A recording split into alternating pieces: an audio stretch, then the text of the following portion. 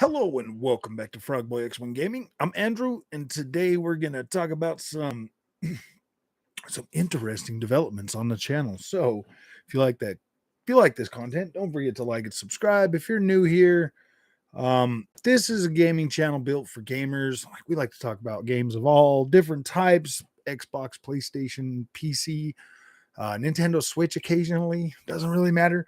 Everything as long as it can be played with a controller, a keyboard, or a sim rig.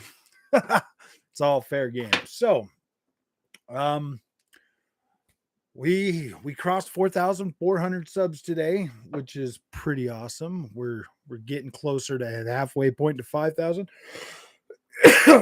But I decided I got my truck right now. I'm trying to get that fixed. That's probably going to cost me more than freaking the PlayStation VR, but hey, what's up, Kickstart my cure? But there's something that I really want to invest in far more than something I'm going to play twice a year. I'm going to play the thing like 2 times a year.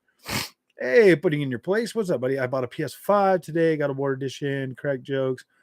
I crack jokes in it, but I'm going to play it and give it a. Well, yeah, dude, definitely play it. I gave it an 8. It's not that it's a terrible game. It's not that it's a terrible game. It's definitely worth playing, but it just didn't meet my unrealistic expectations. No, I'm just joking. I just had higher expectations for that one, bud. It's not a bad game. I had higher expectations for it, and that it is what it is.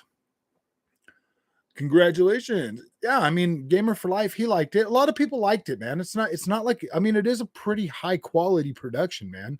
It is a high quality production. It just didn't do it for me in the Norse sense. You know what I mean? Like, it didn't do it for me. That's fine. Whatever. I'm not gonna hate on the game. I'm not gonna say it's a bad game. I gave it an 8. I feel like that was fair. But other than my truck needing to be fixed right now, which is probably going to cost me an arm and a freaking leg, I have decided not to get the PlayStation VR2. I know I'll probably get pretty decent clicks, but dude, I want to invest that money into something that I am going to use. Now, yeah, it's red and black. Red and black. It's pretty cool. It's pretty cool, man. I like it. I do like this chair. It is fairly comfortable.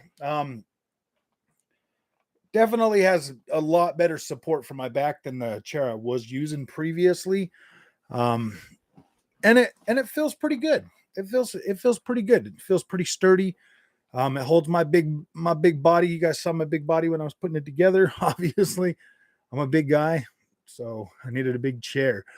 Um, but talking about the chair, so I realized the other night when I was doing that live stream, I was sitting in my sim cockpit and I started thinking, I was like, wait a minute, man, what if I just invest in a better cockpit for the channel?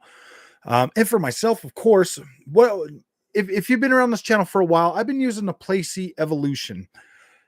It's not exactly like a bad racing cockpit, fairly cheap. It cost like $389 when I bought it, and then I had to buy a seat slider because if you're over 6 feet tall, you're gonna have to have you have to have the slider. It's just you can't play it without the slider at 6 foot, 6 foot and over. So I had to buy the sliders for the seat, and that set me back another $100 because there was a premium on them. Um, and so so I'm about $500 into that play seat. Uh, it's been fine. It gets the job done. It just gets really uncomfortable after sitting in it for over, like over an hour or so, a couple hours. I'm a little bit over. Frog, how dare you not support the devs by paying by the same game? I know, huh? So I've decided I'm gonna skip getting the PlayStation VR2 at least for now. At least for now. Maybe I'll pick it up at a later date when there's convincing games that are worth that are worth probably picking up for it. But I'm gonna buy me an expensive cockpit, man. I'm gonna get me $1,000 freaking cockpit. I'm gonna buy one of the extruded aluminum, the firm looking ones, man. I'm gonna buy that and the expensive seat. I'm gonna invest that $1,000 in that, and then I'm just going to do most of my gaming or most of the channel from that. I'll just have my camera kind of set in front so I can just use that as my chair, man. I don't and see, like, I don't know why I didn't think of that earlier. You know what I mean? Like, I don't know why I didn't think of that earlier. But one of the reasons I haven't done a lot of sim racing videos is because that sim rig, man, it does get uncomfortable and it's kind of a pain in the butt to pull it out and put it away. So if I just use the sim rig, the new one that I'm going to get, the one I'm going to get is the GT Omega R6S, RS6. This thing looks pretty cool. It's kind of an entry level one. I believe it was like 846 or 846 bucks. Did you run out of car games? Moving on to airplanes now. No, I've got plenty of car games and airplane games and all kinds of games. Consumer Electronics Show next Wednesday, supposed to demo PSVR2. I'm on the fence, but not in a rush to get it either. I don't know, man. The support that they're going to have for that thing, I don't know, dude. I feel like it's going to be the Connect 2 or the PlayStation or the PS Vita 2. I think that thing's DOA because they're overcharging. It's not that they're overcharging for it. That's just too high of a price for somebody to buy something that they might not use enough to justify the cost. I paid $300 for the Quest VR2, and I mean, now that I've got everything set up on the PC, I'll be using that more often. Over the last couple of days, I purchased a lot more racing games on the PC, a lot of games that I already have on consoles. I did like a poll today talking about, you know, kind of the sim racing content that I want to start putting up on the channel. I'm thinking maybe 3 videos a week of racing videos. So I'm not going to like turn the whole channel over and just be like sim racing fanatic, everything. No, we'll still do all the other stuff that we do. It's just, I will be doing at least 3 racing videos, 3 sim racing videos a week going forward, and maybe 1 live stream. And at least 1 live stream a month when it comes to the racing. So pretty decent amount of racing content, because there's a lot of people that subscribe to the channel for that racing content, and I feel like I'm letting them down because I'm not doing as much of it. And I still get a lot of views and a lot of comments in there. How dare you not get the PSVR 2? I'm so you know, man, I thought about it and thought about it and thought about it, and I was like, yeah, dude, I know I'll get the clicks for it and blah blah blah, but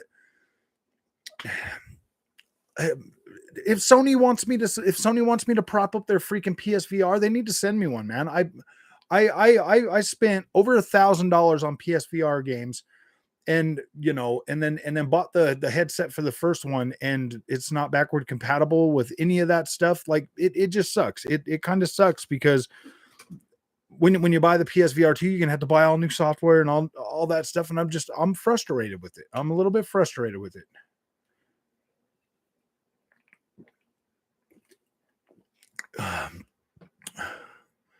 $15 a month for Game Pass is going too far, but $700 in hardware and rebuying games is perfectly fine. I know. Got to rebuy all those games. I got to pay that Sony tax. Yeah, dude, I'm a little bit overpaying the Sony tax. I got to start saving up for my Xbox tax next year, bro. Just got, oh gosh, Shaker. You didn't miss nothing. You could have had a couple more bites. But you decided to stop doing that.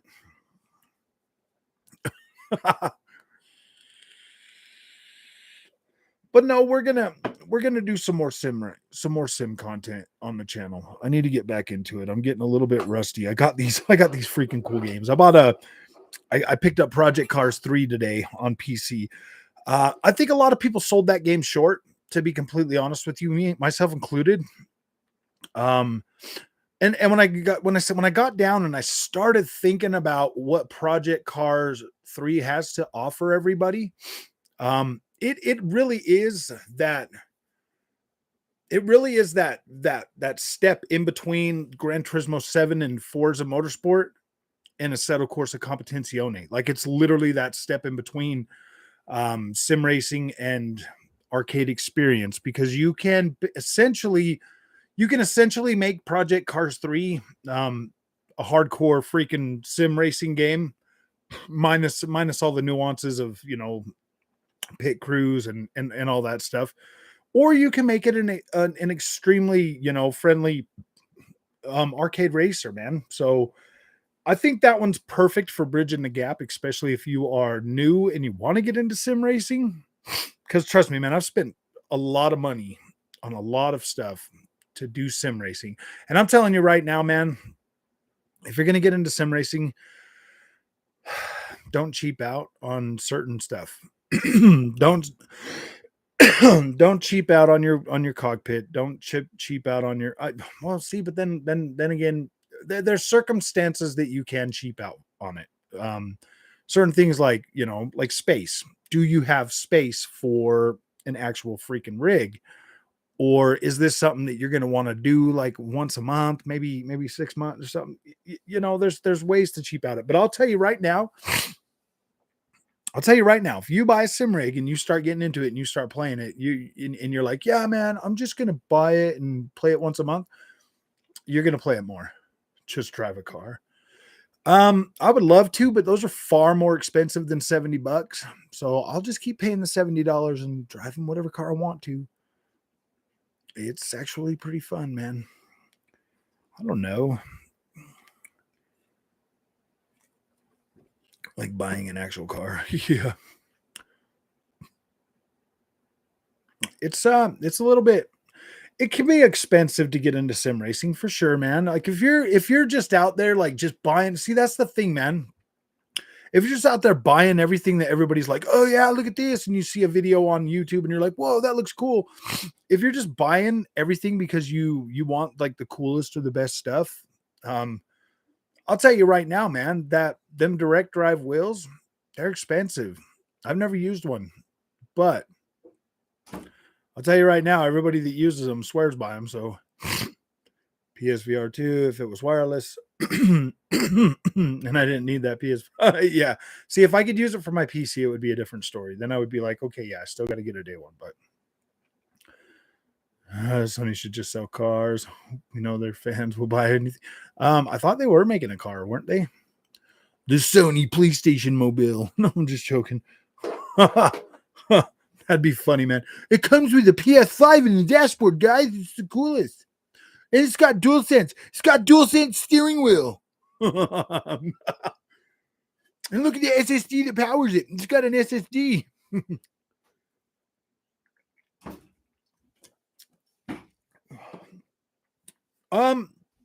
There is one thing we can talk about. The price of storage on Xbox Series X and S. Microsoft, we need to do something about this, man. You can literally go buy 4 terabytes for your PlayStation 5 for the low price of like $569 now. They were 1,000, like over $1,000. You can get a 2 terabyte for half the price now, and you can get a 1 terabyte for half the price now. Why are you still asking Xbox customers to pay twice that for like way older technology? We need to fix that, Xbox. We need to fix that. We need to fix it soon. I get it. You know, the whole thing is proprietary. It can't be used on anything else. So I mean, yeah, of course, Seagate's wanting to try to make a little bit of their money back, but come on, man. It's been 2 years now. It's been 2 years.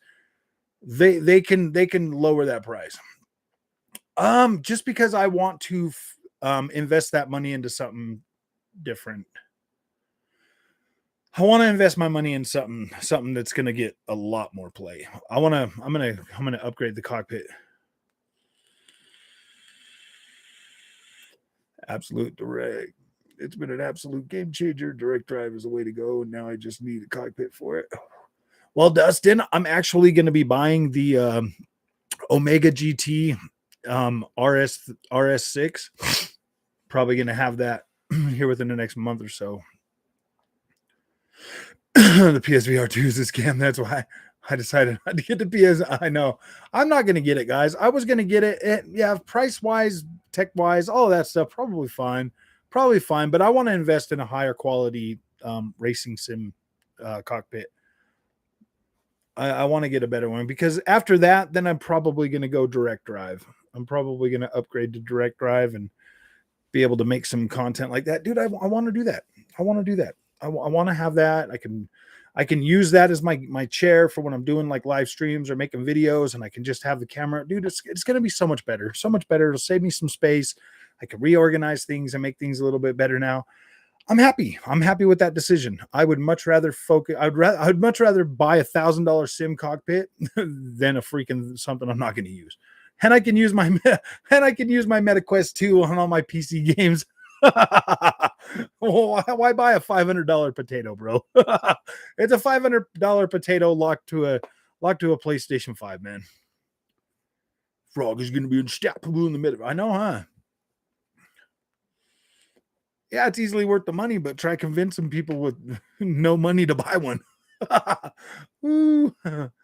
Yeah, exactly. There's if Sony was like, yeah, dude, we'll let you use it on PC, I would buy it day one still. But yeah, dude, I want to spend that because that's $600 out the door with the Horizon game. $600, man. $600 for another $300. I can get that whole cockpit, dude. Yeah, I'm doing that. I'm doing that. Plus the fact that I had to fix my truck right now and spend money on that. Yeah, dude. It's so expensive. I don't know. They're probably going to be $70 too for those bangers. Now, do you use a cockpit that sits on the floor? Oh, I sit one. I right now, Dustin, I have the Playseat Evolution. Right now, I have the Playseat Evolution. What's up, Dana? Dana Tone. What's up, Dana? I'm just gonna call you Dana, man. How's it going?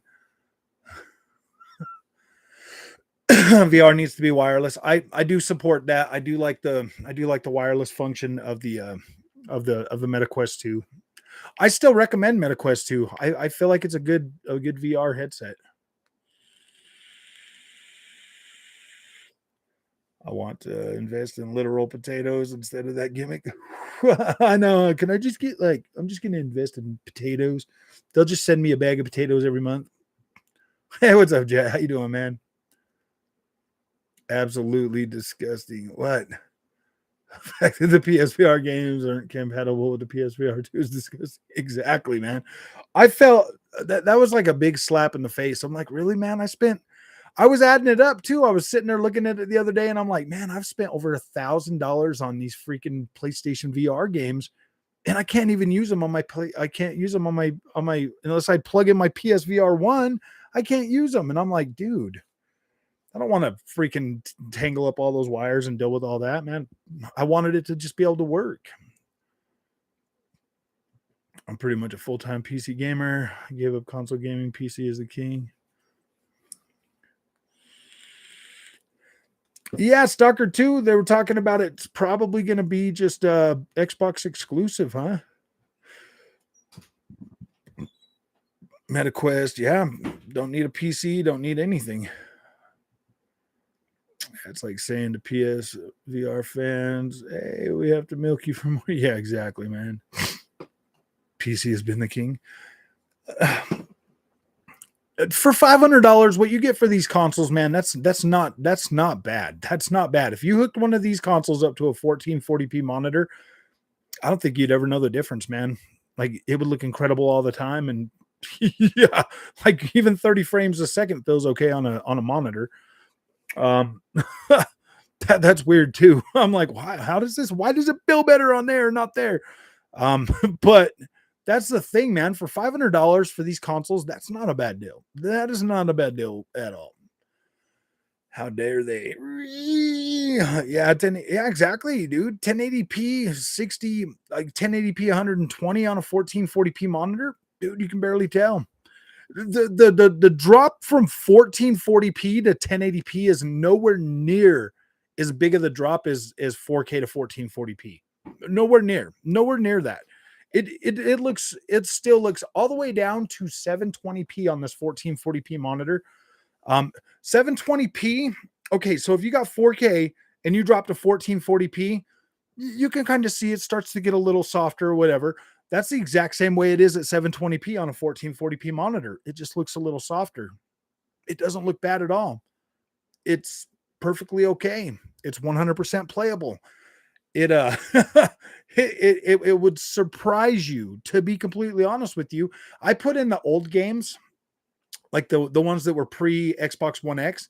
I put in those games on like the Series S or whatever, and I'll be playing on the monitor, and I'm like, wow, these games still look really good, and they blow me away sometimes. I'm like, wow, that's actually really, really good.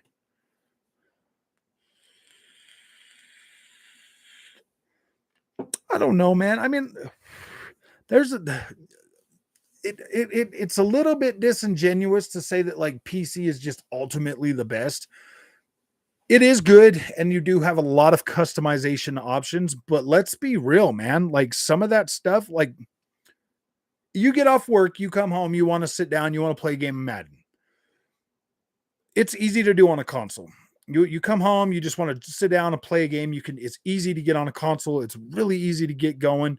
PC is, for the most part, pretty much like that too, because you can just put your PC in like big picture mode or whatever, and it feels like a console. Like it really does. It's got like the menu, and you can just go through and you can select things. It really does feel like a console. But for the most part, like seriously, dude, it took me 8 months to figure out how to get my steering wheel to work on the PC, man. I tried everything. I tried literally freaking everything. And then I had to delete something in Steam, like some kind of controller thing. I had to delete something, and then boom, there it goes. It works. And then I just didn't I didn't know what to do. I was looking at all the stuff, and it was giving me all these steps to get in there and hook it up. And I tried all that over and over and over again. And yeah, dude. And then finally I delete that thing and it works. And I'm like, are you serious? What's up, Onyx? How you doing, man? So like there is things about the PC that are going to stress you out and irritate you, especially if you go into it with a console mindset like I do. I went into PC with a console mindset. I'm like, yeah, right, man. I paid this much money. I just want to max everything out and play it. And for the most part, man, all of my racing games, dude, I can max them out at 4K. I'm like, woohoo, dang, this is incredible. I'm getting the PSVR Frog tomorrow. I decided to get the PSVR for the channel. I know. No. Well, I want to invest my money in something a little more tangible, something that I'm gonna appreciate more than the PSVR, man. Like I'm not saying that I'll never buy one. I'm just saying that I want a way better sim racing rig, cockpit. I want a better one. So that's what I'm going to invest my money in first before I buy a PSVR. Dark and darker game. Looks badass. You're going to have to buy a PC, Cabbage. You're going to have to buy one. Not working with certain game, etc. All that's a pain. PC. I haven't really ran into a problem where I can't play a game yet, Cabbage. Unless it's like something super old. It hasn't really. I haven't ran into that problem. What's up, OCD gamer? Ponies. Soldier Boy versus Soldier Boy VR2. Oh dang. Since I was a kid, I always hated going to computer classes. I prefer going to guitar class. Or yeah, I mean, but you can like plug a controller into a PC just like you can a console, man. It's really it's a lot of those walls have been taken down for sure. I mean, dude, most of these games self-optimize. They self-optimize for like the highest performance right when you put them in, man. Like right when you put them in, and they already like I'm telling you, man, if you bought a PC and you hooked it up to your 4K TV and you bought a game and you just let it self-optimize, I guarantee you'd walk away being like, whoa, man, that's incredible. And then you get in there to the settings and you're like, dude, this is only on medium. So you crank everything to max and you're like, whoa. You're just touching the surface of PC gaming. Modding and overclocking is super fun. Which you learn how to mod games like Skyrim and Assetto. Yeah.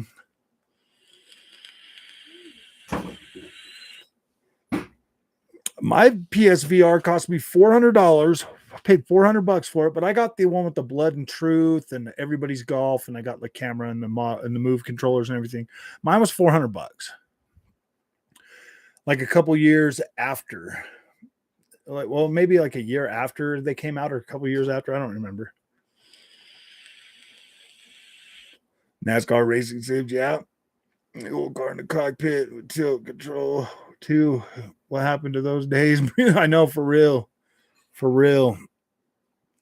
As soon as my channel gets big enough to where I can like open up little chains of sim racing places, that would be my dream job. Seriously, just have all these like little sim racing places open where people could go in there and pay me like $15 or something to sim race for an hour, and then, you know,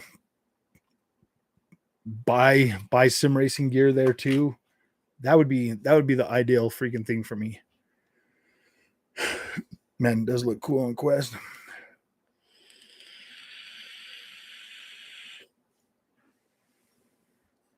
RE7 on PSVR, yeah. Ruined America's manufacturing. Computers, I know. Dude, our manufacturing was gone probably before that. No, I mean, I was gonna get one, but I changed my mind. I changed my mind. That's why I was letting everybody know. I really just can't afford to buy one right out of the gate. And well, I mean, I can, but I can't. You know, I want the sim racing thing more. I want that more. I have tried F1. I have F1. I just don't have F1 2022. I'm not gonna buy 2022. I mean, it's like 80 gigs to download it, man. I don't want to download 80 gigs of freaking F1, man. I don't play it. It feels too good to be true. It feels too good to be true on these racing cockpits, and it throws me off when I try to get back into everything else. It just feels way too good to be true. For the PC anyway, it'll be a better experience.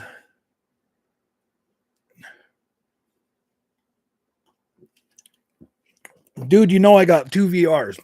I got PSVR 1 and I got Quest 2. It has nothing to do with it not being for everyone. I'll use PSVR 2 as much as I use PSVR 1 and MetaQuest 2. Dude, even Project Cars 3 has VR support on PC.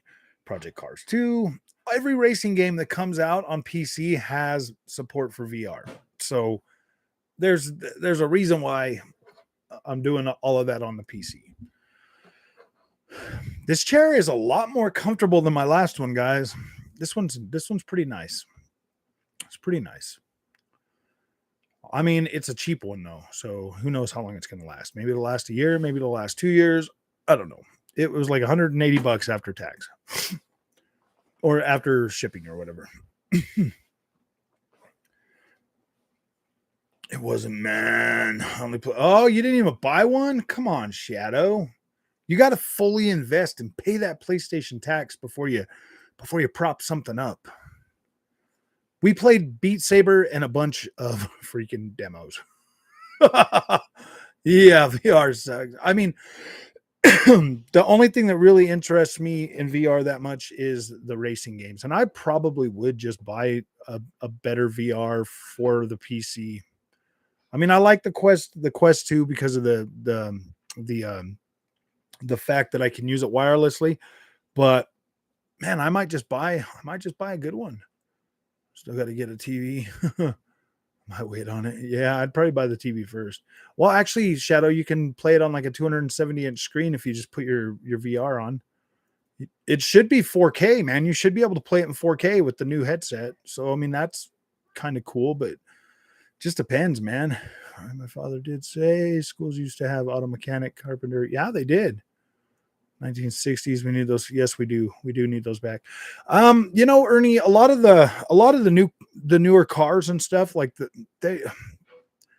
I just don't think the schools are set up tech wise to be able to get into that, because diagnostics are so much harder now because they have computers and everything. So you'll need like that expensive software and stuff to really get in there and find out what's going on with stuff. And auto mechanics isn't auto mechanics isn't what it used to be, man. Like they used to rebuild like 60s cars in school, bro. You know what I mean? Those are easy. There's like barely anything to them.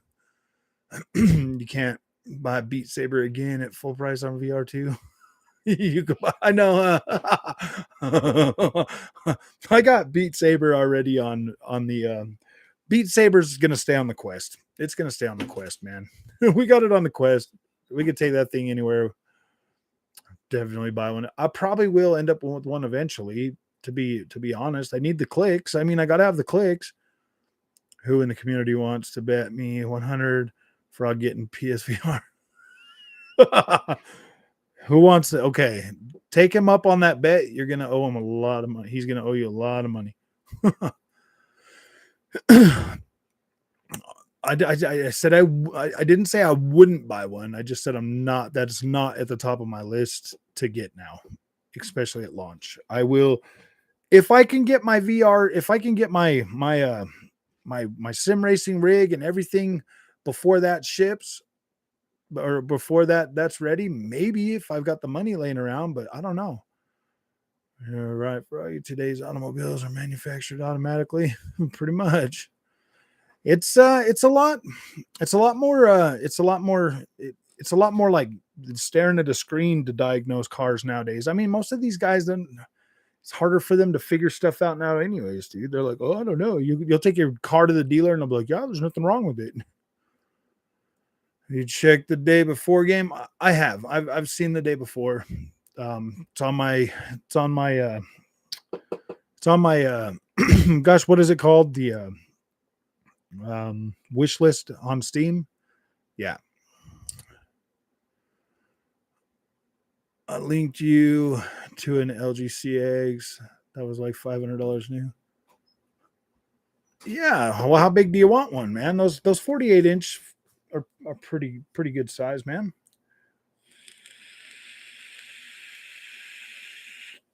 Sony was good in the 80s. I'm going to get the LG C2, but I'm going to get the 42-inch. And I'm going to hook it to that new freaking and I'm going to hook it to that new sim rig.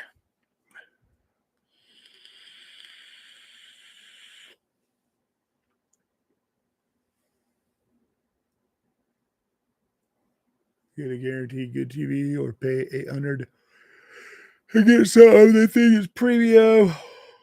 Missing a lot of features on the same level as the TCM. Yeah. Oh yeah, dude. I'm extremely excited for Forza. Dude, I'm gonna play that on the PC. I'm gonna play it on my Xbox. Dude, I'm so glad that the wheel setup that I got right now works with the PC and the Xbox, because now I can just switch from back and forth and play either one. Like, it's pretty good. $8.99 at Best Buy.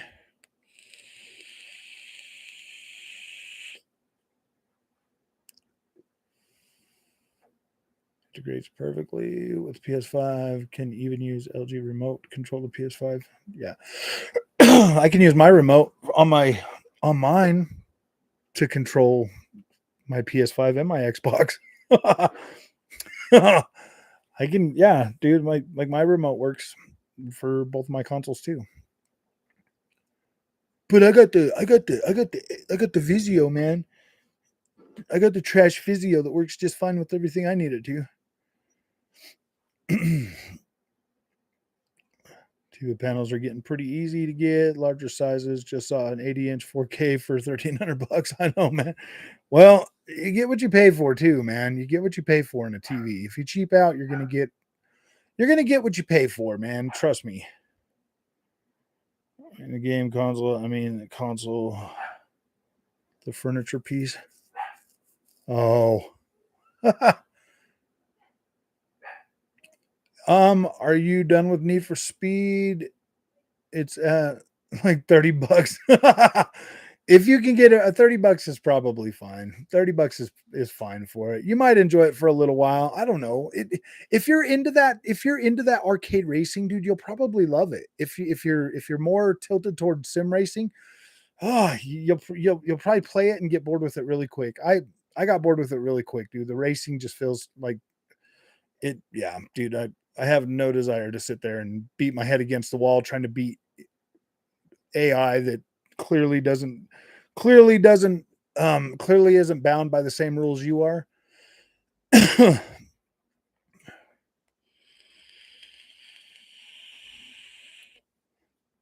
where were the most cheap in years this past Black Friday? Yeah,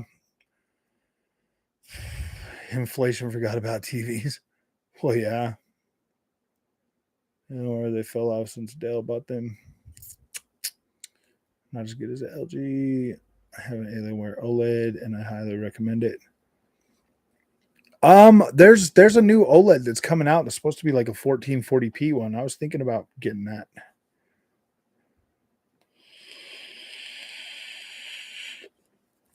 I think Cabbage is an LG fanboy. No, I'm just. I have to go, people. I have code to write, and my cousin wants to play something. All right, Sev. We'll see you later, man. I'm a fan of LG TVs and their monitors. I like their monitors. I got two of their monitors. Both of my monitors are LG. I decided not to skimp out on the monitors, and I bought good ones. I bought pretty good ones. these LG monitors are really, really nice.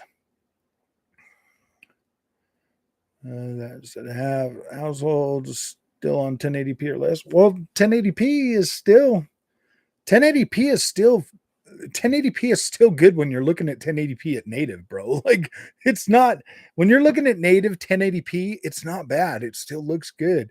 It's just we all upgraded to 4K TVs and then we were looking at 1080p images on them. We're like, ooh, those are not that great because they don't upscale that great. 1080p doesn't upscale that great to 4K. But if you're rocking a 1080p screen and you have like your Series X or your PS5 or something hooked to it, it's gonna look incredible.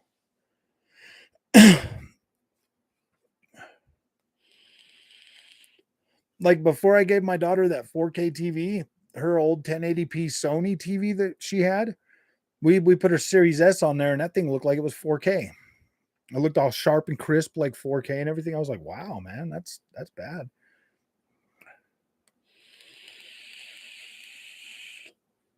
Um, Not most PC gamers are switching to 1440p a lot faster now.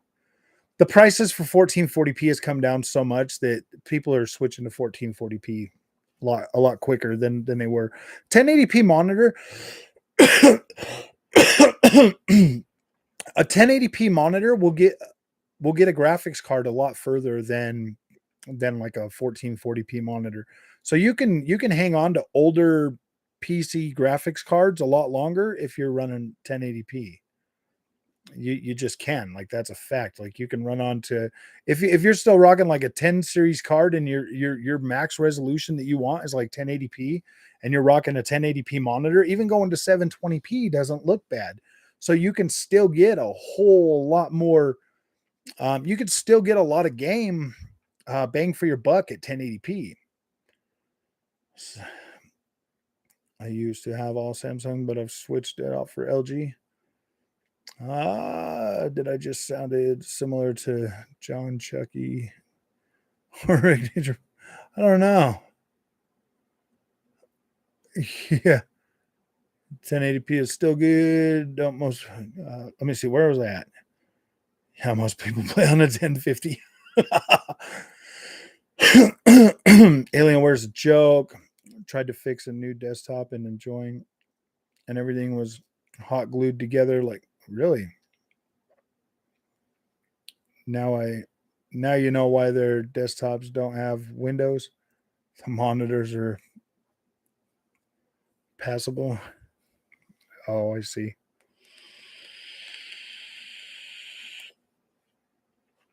It all depends on if the OC gamer likes FPS games or what. So wait, you're saying that the Alienwares are all glued together, so you can't like upgrade them and stuff?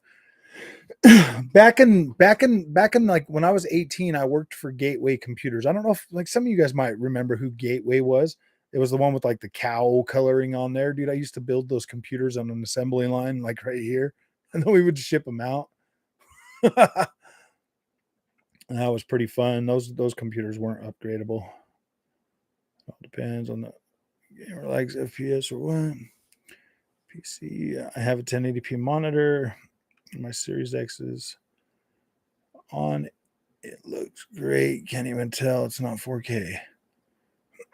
Oh yeah, yeah. See, that's the thing. Your monitors, you're gonna super sample down, and they just to me it looks better. Like I like that more dense vision. That more it looks more dense. I like that a lot more than what the than like the sharp crisp look of 4K on certain games. Some games look really good crisp, some just don't. 7900 XT is dumb. It literally $100 less than the 4080 in the UK, and with DLSS and ray tracing, the 4080 trounces.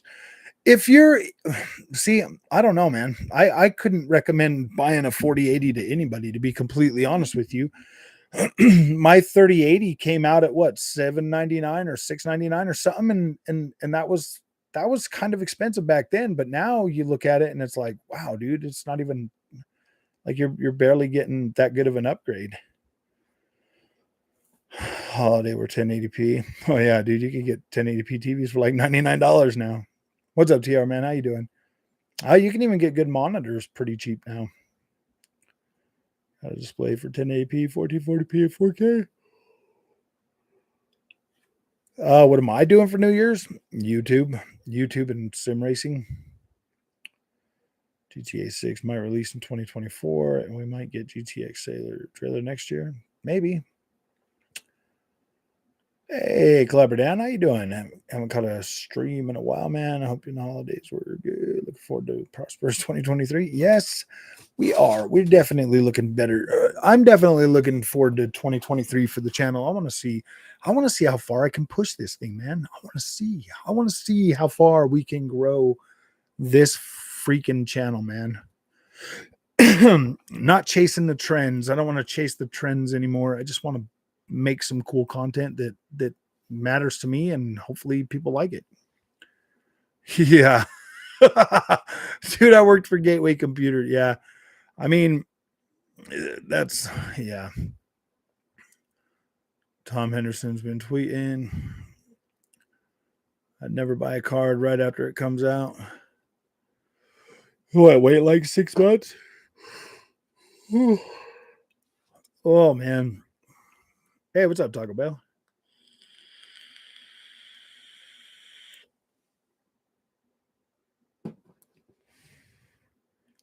Oh man, this chair is so much better, man. Support like all the way up my back now. That feels a lot better. Feels a lot better to sit on. But I was like, man, I want to do like a racing sim setup, like a really good one, something that I can get into and out of easily.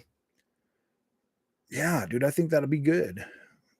I think that'll be good. I wish I could get one that was set up so it feels like I'm sitting in my truck, man. I'm joking. That might not be good for sim racing because you got to use your left leg, your left foot on the brake and your right foot on the field, dude. It's pretty much like driving on a controller using your feet like that, and it takes a minute to get used to, but once you get it, oh my gosh.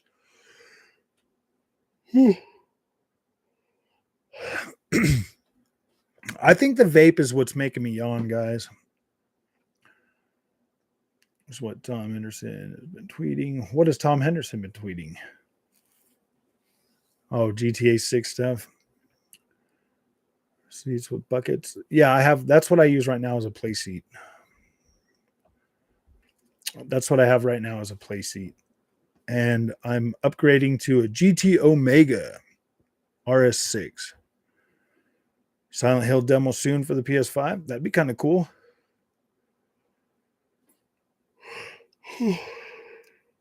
If there is a demo, we will definitely be playing it and making a video on it.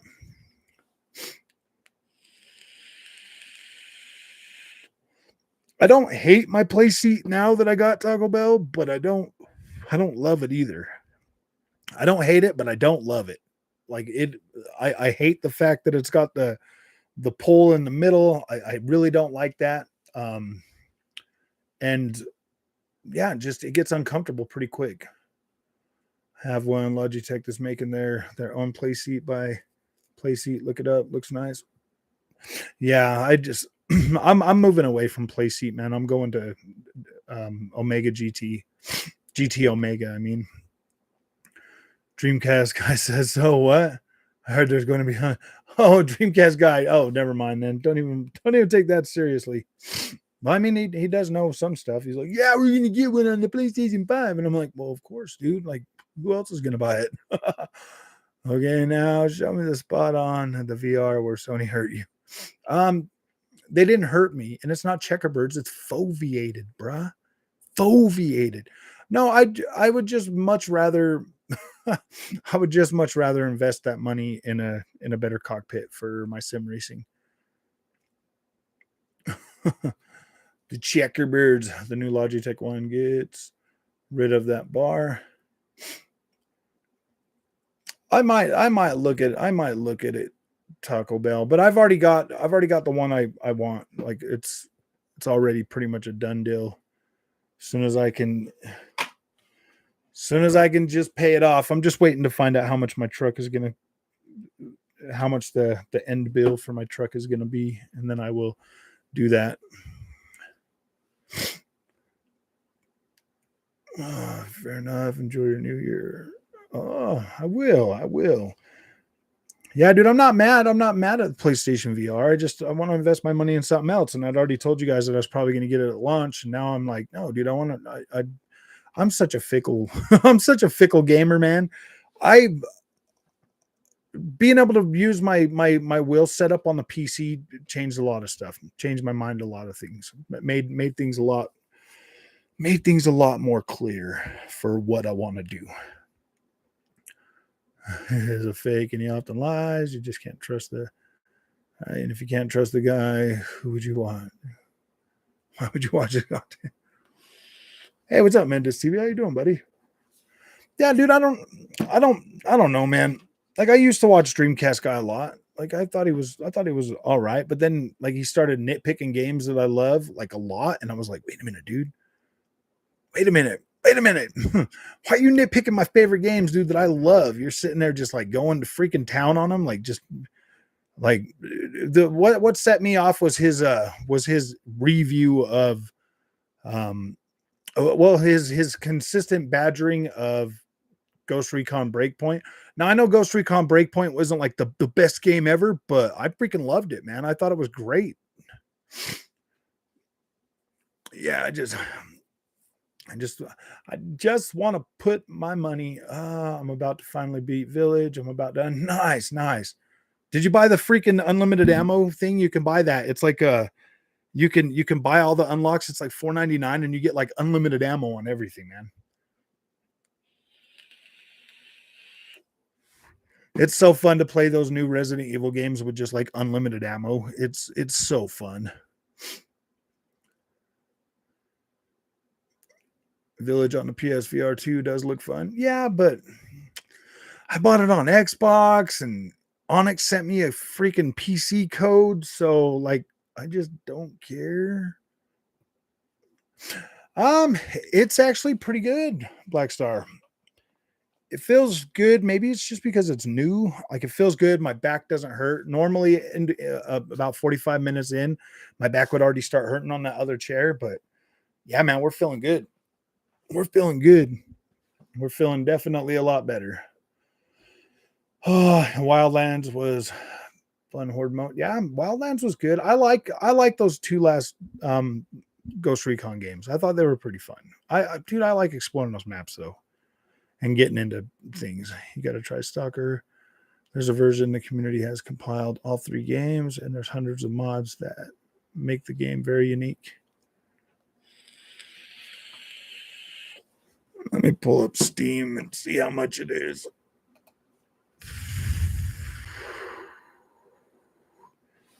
Oh, the TV. Oh, let me pull it up.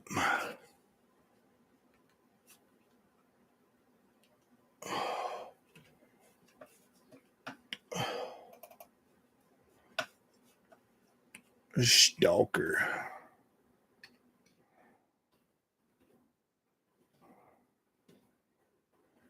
Stalker. Which one is it? Call of Piprit. Stalker Shadow of Chernobyl.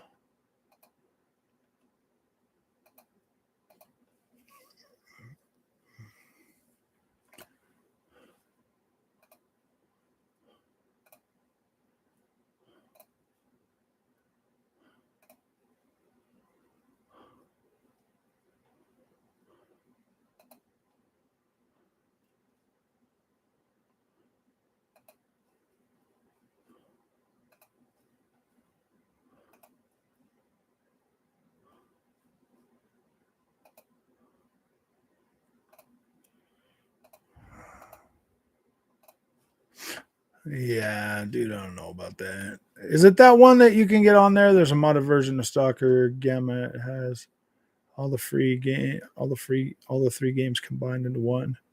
It's free. No, don't buy it. Okay. Because that one I'm looking at over on Steam, man, looking at the pictures of that thing, like I don't know about that, man. Like that's one of those things where I would buy it, play it for 10 minutes, and I would just be like, yeah, dude, I'm not gonna play this. Has the links below. Okay, what's that video again? Let me see. Where did you have it up here? Oh, the video.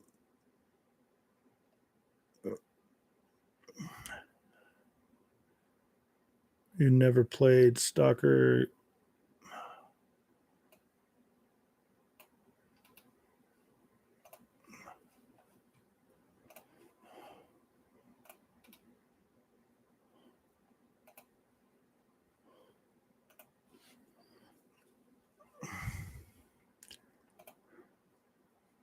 "2022 hasn't been a great year for gaming," and I feel like we probably say that about every year, but Actually, I saw that video. I've seen that video. I actually did watch that video. When I hallucinate, bugs and toads, they do. Always grab Stalker when you can. Already subbed to HBO Max just for The Last of Us. Are you serious? Yeah, I've got it. I'll watch it after the stream and check it out. Maybe I'll pick it up. I've been subbed to HBO Max for a very, very long time. A director cut for The Last of Us 2 possible. Am I mad about it? No. You should be. The remake Station 5, man. Remake Station.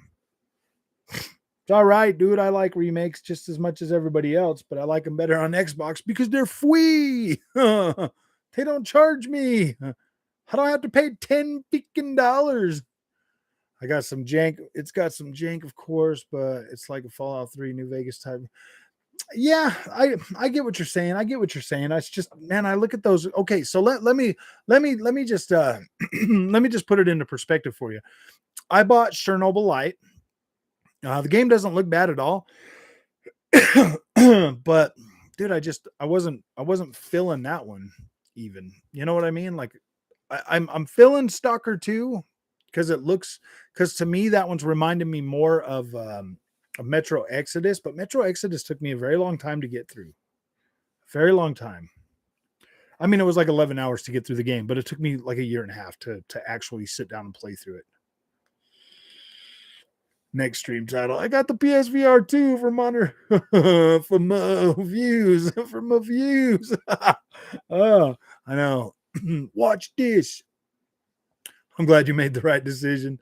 PSVR would have been a huge waste of. I think I kind of feel like that, but I just wanted to buy it to let like people know, man. Like I was literally going to throw myself on a grenade with PlayStation VR2, but then I decided after talking to my wife and stuff, it's like we want to be smarter this next year with money. We're still willing to invest in the channel, but I want to invest in stuff that makes sense. Something that I'm going to use more is a new racing cockpit. That I'm going to use a lot more than a PlayStation VR2. I would much rather buy more sim games on PC or so, you know what I mean, than PSVR2 games, man. And the John Wick 4 trailer looked cool. It makes me want to watch John Wick with my mom. Yeah, why not? He was fighting. They're gonna be fighting for years. Definitely the racing cockpit. Yeah, exactly. I'm buying that. That's the thing that we're getting. Wait until I do. Okay, so how would you guys rate the chair video, the chair unboxing and setup? Did you guys like that? Was it informative enough? Be prepared to shell out a lot of money, thousands for proper racing cockpit setup. Yeah. Well, no, I picked the one I'm gonna get is called the GT Omega. The R6 of the R6, the RS6, and it's $1,000. So yeah, dude, I'd rather buy that. Yeah, I did. I got a new chair. I did the unboxing and setup video. Like Mama was filming that for me. Must have missed the chair unboxing. Yeah, I did that. I put that one up yesterday. I think that's the only content I put up yesterday was that. It took forever, dude. Swag want to be a ponies here. Where's a pony? I don't see no ponies. Ponies. Yeah, like I did the whole unboxing, the whole freaking, I put the whole chair together right there. Took like 30 something minutes from start to finish. I think my wife did a really good job filming that, man. She's like on point, like filming everything that was like important and not just like looking all over the place like all weird. It was pretty good, man. She did a good job. I'm really excited to buy that camera so that we can start doing that kind of stuff. But then I told her, I was like, babe, if we buy that camera, I'm going to want to start buying stupid stuff, unboxing it and setting it up. She's like, I was like, yeah, we'll just go to IKEA and buy a whole bunch of stuff and I'll put it together on freaking film. I'm just the Metro games were built by the people who left Stalker. Yeah, you're right. 4A games. Mm-hmm. Yeah. Stalker, the guys that build Stalker and 4A games, they were all used to be pretty much like one team, and then the one guy split off and did Metro. Metro is fairly, I would say I like I like Metro Exodus. I didn't finish the other ones. I have not played those. You gotta stop playing with me, Shadow. I'm the Pegasus. I'm a Peggy. He's a Peggy. Got me a Teenage Mutant Ninja Turtles arcade one-up machine. Nice. That's pretty cool. Yeah, does everybody got a PS5 yet? You get a PS5. Someday I'm going to get a PS5. I think a lot of young people too, buy PlayStation 5s because they think it's the cool thing. I want to be like all of the cool kids. Got to get a PlayStation 5. And then they're like, wait a minute, I can't play anything but Fortnite because I don't have any money. Oh, dang, I could play Fortnite and Genshin Impact. In Warzone, you ask any of them like teenage kids are like, yeah, man, I play a lot of Warzone. It's so cool. I'm like, oh gosh. I remember that song. That's what I think every time somebody's like, yeah, man, I'm getting a PlayStation 5. I'm like, oh gosh. Oh gosh. Oh, I see. They're like, yeah, man, what's your favorite game? Oh, I like Fortnite. Can you guys like bump up and at least buy Minecraft? You look at all the stuff that's like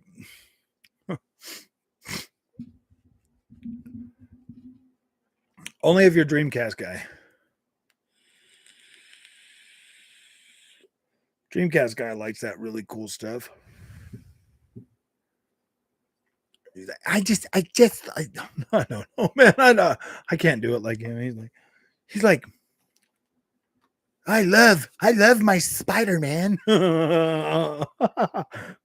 you know he's Spider-Man. He's all holding his controller like oh right. And your streams also is more interesting watching your stream because of the conversation Toad Box Series X. Oh, I see. Oh, Frog Boy, I'm gonna need a PS5 for Final Fantasy 16 and Rebirth. Those are 30-party games. Yeah, well, I mean, you could always get them on PC, bro.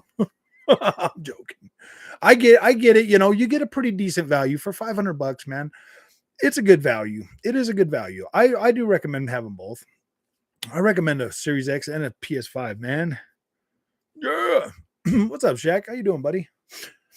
See, I'm excited for Stalker because it's my very because it's a very refined Fallout, and that's my jam. Yeah, I like that Stalker too, man. I like the way that game looks. I like what I've seen for that. I do. Now, do I believe? I don't know, man. I don't know. Like, I'm seeing a lot of stuff out there, and they're showing it, and then we get it on our screens, and I'm like, wait a minute, man. I'm not waiting for PC boards. Oh man, I don't know. I don't know. I don't know, man. I think MBG is like peanut butter and Dreamcast guy is like jelly, and I think they just go together like peanut butter and jelly. Hey, what's up, man? Gamer till death. How's it going, man? Hi from MX. Where's MX? Mexico? I'm sorry, I probably butchered that. Well, welcome to the show, MBG for sure. Mexico, yeah. So MBG and Dreamcast guy are like peanut butter and jelly. They go together, man. Don't ruin PB and J. You're like, dang it, man, I can't eat PB. Okay, they go together like tuna and casserole. Oh man, sorry, tuna and casserole. Is that all right, man? No, nobody in here is like. Hopefully, we ain't got any tuna casserole fanboys in here. They're gonna freak out. Sorry, man. Sorry.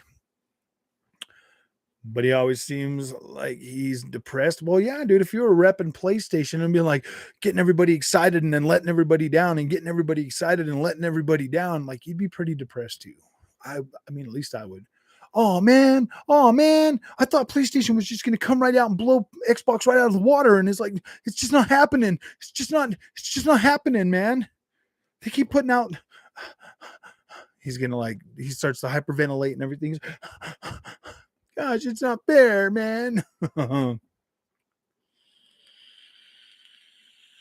January 1st in 2 days, and Microsoft will release a AAA game.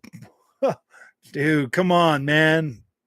Okay, there's something that I'm a little bit disappointed that's going on in the Xbox community, guys. Like, it is a little disappointing. Because we have our own fanboy channels on the Xbox side too that are out there overhyping people for and like just I don't know. I mean, like it's good to be hyped for stuff, but I feel like the expectation for what PlayStation and Xbox are gonna do is way too much, man. Like it's just way too much. Like we have these unrealistic, lofty visions of what these things are gonna be. And you tell me, dude, what game in the last 10 years besides Elden Ring has like really knocked you off your freaking seat and just literally been the best game that you could have ever possibly imagined?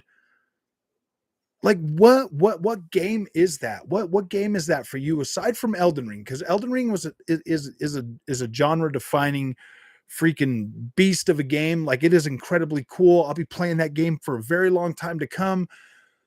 But what other games in the last 10 years have like really hit you have like really hit you and just been like, oh my gosh, this is everything.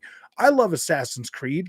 I love that franchise, but I mean it's kind of like, like I play through the games. I love them. They're usually pretty dang good, but but at the end of the day, like it basically just entertains me, man. It's like entertainment. And I've noticed that. And that's like one of the things on the channel that like I don't want to tell the other channels that like, hey man, you guys should like tone that down, but like, dude, like our expectations are so bad. And then right when they come out and they all start trashing, like Callisto Protocol, man, like what the freak happened there? Everybody was excited for that game. It comes out, and then all of a sudden it's just trash. Like it's just trash. Like how was that game trash? It was actually pretty freaking cool. I liked it. I really did like it. And yes, I got a free copy of it. So, but no, it's not biased. Like I actually like that game. If I would have bought that, paid for that, put my own money there, I would have been fine with that. Like I would have been okay. Like I would have been still blown away. It would have been cool. It would have been cool to actually play through that on the PC and have all the, like the ray tracing and everything and all of that working. That would have been pretty cool because then I would have got like, the higher frame rate and like the max visuals quality and stuff. But it was still a really good experience on PlayStation 5. It's 60 frames a second. I didn't have a problem with it. Yeah, there were times in there that like I would get frame drops and stuff, but it didn't bug me. Like I wasn't like, oh my gosh, it's trash. RDR2, yeah, it was good. It was definitely good. The Last of Us 2, Detroit Become Human. I like Detroit Become Human, but I don't know if it was like, oh my gosh, this is blah, blah. Like it was pretty cool, but you know what I mean. I don't think you understand what I mean. RDR2, no, people were still complaining about the aiming and like everything else. Like there's just a lot of stuff that people were there. There was enough complaints about Red Dead Redemption 2, like with the weird looking checkerbird on PlayStation 4, and there was enough to like Cyberpunk's the same way, dude. It came out, it was good on certain things, and it was bad on other ones. But like, what other game, like seriously, even like the little tiny problems that like the Elden Ring had, man, like Elden Ring is just insane. I hate falling for the hype, man, with anything. That's why people say we are getting all these games this year and they're excited when we've been let down many times. That's what's funny, man. It's like everybody's all like, yeah, we're getting all this and all this and all this. If you guys noticed, I made a video the other day with 6 upcoming games that I'm really hyped about. I'm really hyped about them. I do have like I mean my expectations are not like super out of whack for those games. They're pretty in check. Like I feel like they're gonna look good. I feel like they're gonna get the job done. And yeah, so I am pretty hyped about them. Like they're like must play games that I need to play. But for the most part, like I'm not just gonna sit here and do like super long lists and be like, yeah, guys, guess what, man? The Xbox is gonna do a show next month or the beginning of February. I'm like, no, dude. When Xbox says they're gonna do a show, then I'll be like, hey guys, Xbox is gonna do a show. I'm not gonna. They might because this analyst and this person over here and this guy thinks it's gonna happen and the stars line up this way. They're gonna have like, no, dude. I'm not doing the MBG thing, bro. I'm not doing the MBG thing, man. And yes, I mean, you guys know who I'm talking about, but I mean, like we all saw Colt Eastwood's video, man, like talking about like that. And I'm like, dude, what are you doing, man? What are you doing?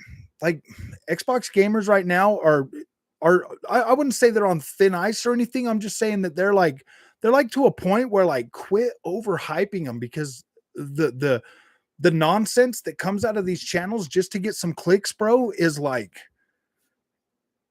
it's borderline ruining gaming for a lot of people, man. Like it is ruining gaming because you get like these games like everybody was hyped for Callisto Protocol, man. Everybody was hyped for Saints Row. Everybody was hyped for certain kind of games, right? And then they come out and then they instantly, instead of just being like, oh, okay, cool, that's all right. Yeah, it wasn't exactly what I expected, but here's the good things and the bad things about it. It's instant, like they hate on it, and then that just boom, like that crushes you, man, because you just spent freaking months waiting for that game to come out so you could play it. And then everybody's just jumping on the hate because that's the new thing to do on the internet, man, is jump to the hate. First we overhype, get all the clicks for the overhype, and then we trash, get all the clicks for the trash. And then you got the other guys that are just like, okay, yeah, I kind of liked it. And it was, yeah, you know what you're talking about. Dreamcast guy said it was trash. And I'm like, dude, I don't care what Dreamcast guy says. Clearly, we like different games, and I don't need clicks as bad as he does. So, Ghost of Tsushima is my favorite new IP from PlayStation. Yeah, that one's good. I liked Horizon Zero Dawn just a little bit better than Ghost of Tsushima. They are clearly, those were two clearly good new IPs for PlayStation, and I love open world games, so they definitely held a pretty high spot for me on those. In the last 10 years, that rules out the first Splinter Cell and God of War 3. Nothing blew me away, but for fun, MKX, Halo 5, and Gears 5. Okay. Dude, you're not a pony if you haven't played The Last of Us. Once in generation, we get defining games. We get defining games of any kind, like Elden Ring, but I think gaming has become so stagnant and the bar is pretty low. Yeah. It really is, guys. It really is getting to the point where, dude, the overhype train, man, the overhype train and then the hate train. It's like the overhype hate, overhype hate, overhype hate. How many games have like really come out that have been like everybody overhyped God of War Ragnarok. Everybody came out and said, yeah, this game's a 10, man. It's a masterpiece.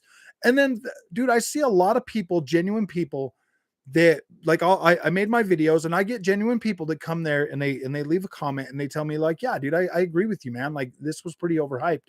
It wasn't, and they're not hating on the game, man. Like they're real gamers that bought this game that are frustrated like I am with the fact that it was so overhyped and it didn't really hit where it was supposed to hit for a lot of PlayStation fans. But then there are PlayStation fans that are just like, oh my gosh, these graphics are so beautiful that it's like the masterpiece is a masterpiece. And I'm like, dude, get a hold of your freaking selves, guys. That's how these guys keep pulling us off and getting us this stuff is because like, seriously, man, you got to stop looking at the visuals. So, I mean, like the visuals do matter. Don't get me wrong. I love pretty visuals. I do. But at the same time, man, even Jaffe said it. The same thing I've been saying for freaking months. PlayStation is more interested in giving you a pretty picture than they are gameplay. And that is true. And it's frustrating because I've been a PlayStation fan for so many years and I've played so many cool games on PlayStation that this new stuff that they're putting out, man, I just want some cool gameplay, man. I just want something that's going to be like, whoa, that is cool. We don't get that stuff anymore. You remember the first time when you were running on the wall in one of them first person shooters? That was cool. But now everybody does it. And now it's not cool. I want to see some cool stuff like that again. But we're not getting it. You remember like Devil May Cry, bro, when you would run up the wall and do a backflip, come down shooting? That stuff was cool, man. That was innovative. We didn't see that on PlayStation 1. I was like, whoa, this is pretty cool. And then they strip it out for all the new games. And I'm like, what the freak, man? Like, what the freak? I don't know, man. I don't know.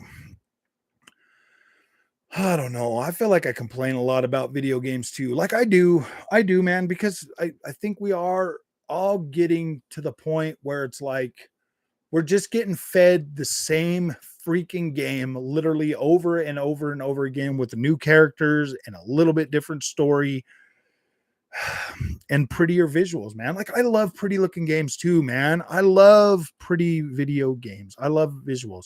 I do. But what if I told you that literally every game on PC looks like a PlayStation first party game? Like literally every one of them.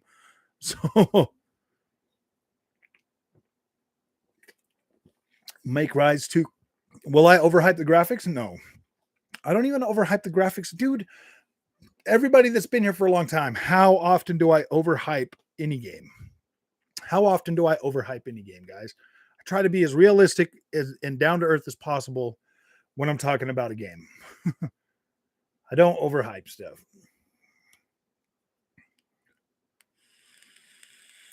The last game that came out on Xbox that I was really excited about was Grounded, man. Like I didn't play around with it a lot. When I started playing the game, I was like, whoa, this is actually pretty cool. This game actually is pretty cool.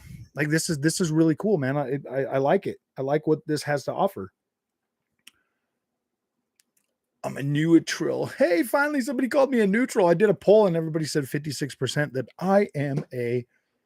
Oh, I got to turn this TV off, man. You way overhyped Ratchet and Clank. I know, dude. I overhyped Ratchet and Clank so bad just because I thought every pony in the planet needed to pay $70 for that game. I was like, ooh, man, you guys need to buy this one. And I did the same with Gran Turismo 7 too. I was like, yeah, man, this game is freaking 9.8, bro. This game is so good. I was like, yeah, you guys got to buy these graphics, man. You need to buy these graphics. They're so good. That's so bad, huh? Frog is a Switzerland of YouTube for real, ain't I? I've never heard a truer statement before in my life. You hit the nail on the head. Ratchet and Clank for $40. What, dude? You're not a true pony then, dude. You're not a true pony. You didn't pay AAA banger price for it, man. Like you didn't even pay the full tax, man. What the heck? 40 for 40, I guess. 40 FPS for $40. No, I'm just joking.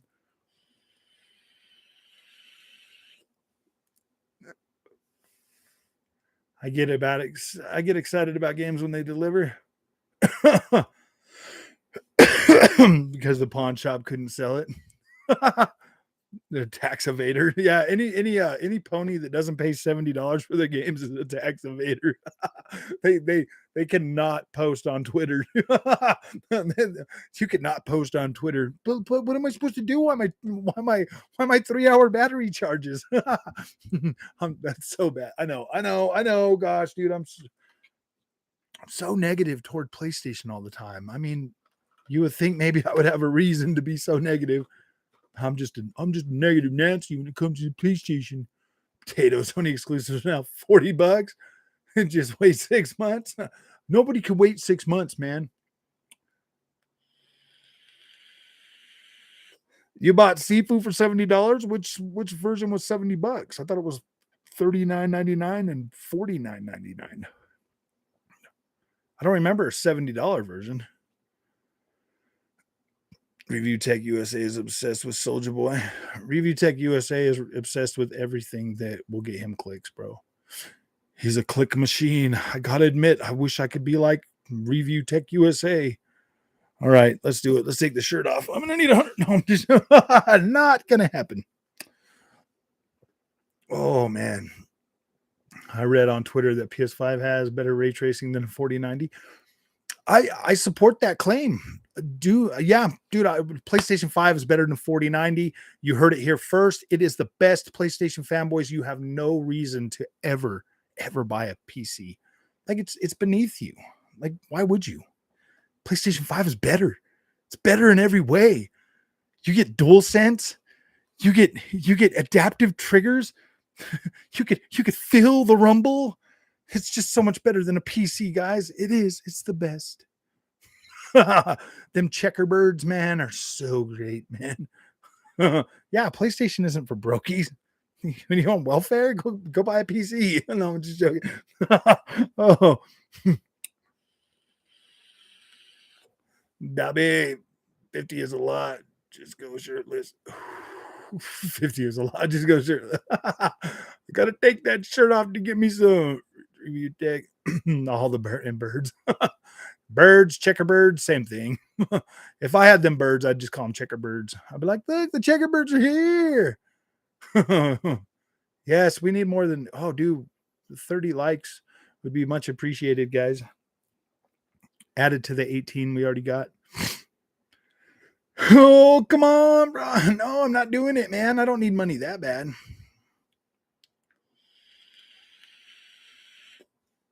Now I have to get one. Oh, yeah. Got to get a Soldier Boy. Rich Review Tick said it was the coolest thing ever. Like, I don't even know why he even does video games, dude. Is that just a way to, like, I don't know, warp fragile little minds? Like, I don't know.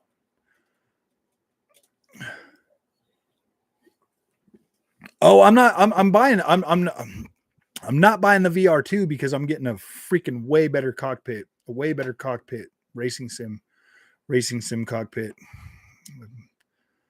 Top G's at PS5 and the Bugatti. Yeah, dude, it's such a bougie machine. People getting all bougie with their PlayStation 5s. They're like, this is so premium, man. It's so premium. I'm like, no, it's really not. They're like, yeah, huh? Look at the UI. Look at the UI. It's 4K. It's 4K and it has HDR. And I'm like, I don't care. I don't play the UI, dude. I mean, mine looks okay too, but it's when I get into the games and they're not 4K anymore. I'm like, oh man.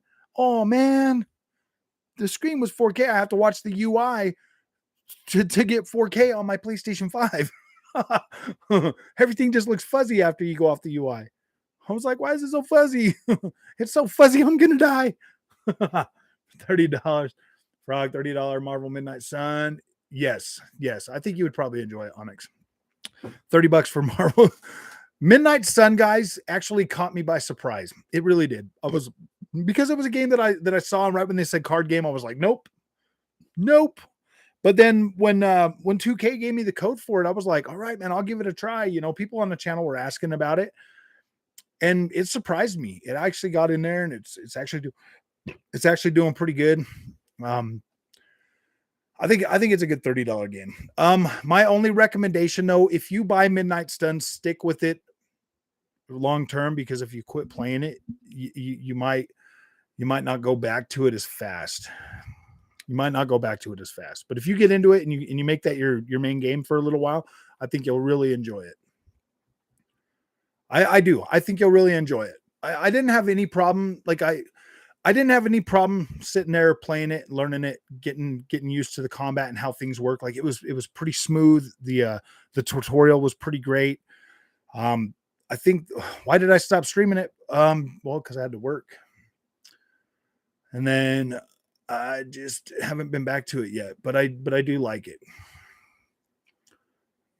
Guy on the bench, the birds, the word lady on the toilet, the birds, the word. I gotta birds. Series S Frog, he's missing in action. Dishonored Ultimate Edition is free on the Epic Store. Gosh dang it, man. Isn't Dishonored Ultimate Edition free on Game Pass? Isn't it free on Game Pass too? I will check it out though. Adaptive triggers were probably Jim Ryan's idea. No, I think there's been something in the works for that for a little while. Don't get me wrong. I just feel like my biggest problem with the adaptive triggers, guys, is they're too stiff. They're too stiff. If you play something on the Xbox and you have like the really nice spring in there, I wish the Xbox spring would be a little bit. I wish it would be a little bit stronger. That's the only thing. I just wish the spring was a little bit stronger than what it is for the triggers. I feel like with a little bit stronger spring with the rumble motors in there, I think that would literally be perfect. That is the only thing that I would ask them to change on that. I like the spring tension more than I like the actual pushback, because it just feels too stiff. And there's only so many different settings they can do to that. It just feels more stiff than it needs to be, especially when you're playing like a racing game. Like a gas pedal is not stiff, but it does have, it does have bounciness to it. And like I don't know, like I don't like the way like when you hit the brakes, the ABS, the way that feels on the DualSense versus the Xbox controller. I don't necessarily like the way it pushes. I don't know. It doesn't feel. I like the subtle feel of it on the. I don't know, with the spring in the motor. I feel like that just feels a little bit better to me, guys. Oh, so one stiff, then the other side. Or am I getting crazy? It just depends. It just depends on what game you're playing. If you're playing a racing game, the gas pedal is not as stiff as the brake pedal, because the brake pedal should be a little bit more stiff. The gas pedal shouldn't. Series S here, then. I don't know. Midnight Sun's a good game. It is. I think it is a good game. I feel like Midnight Suns is something that like if you bought it and you get right into it right then and there, boom, you're going to enjoy it and you're going to have a good time. If you lollygag and don't jump into it and you like play it for a few minutes and then stop and then play it for a few minutes, like you might actually not play it. But I feel like the story in the game was compelling enough to keep going. But well, actually, let me say this right now. I'm to a part right now to where it's kind of forcing me to go around and talk to people and get to know them and stuff. And I'm not saying that I lost interest in it. I'm just saying that like I was, yeah, I don't know. I don't know if that's something that like, I mean, personally, it doesn't bug me, but some people might just be like annoyed with it.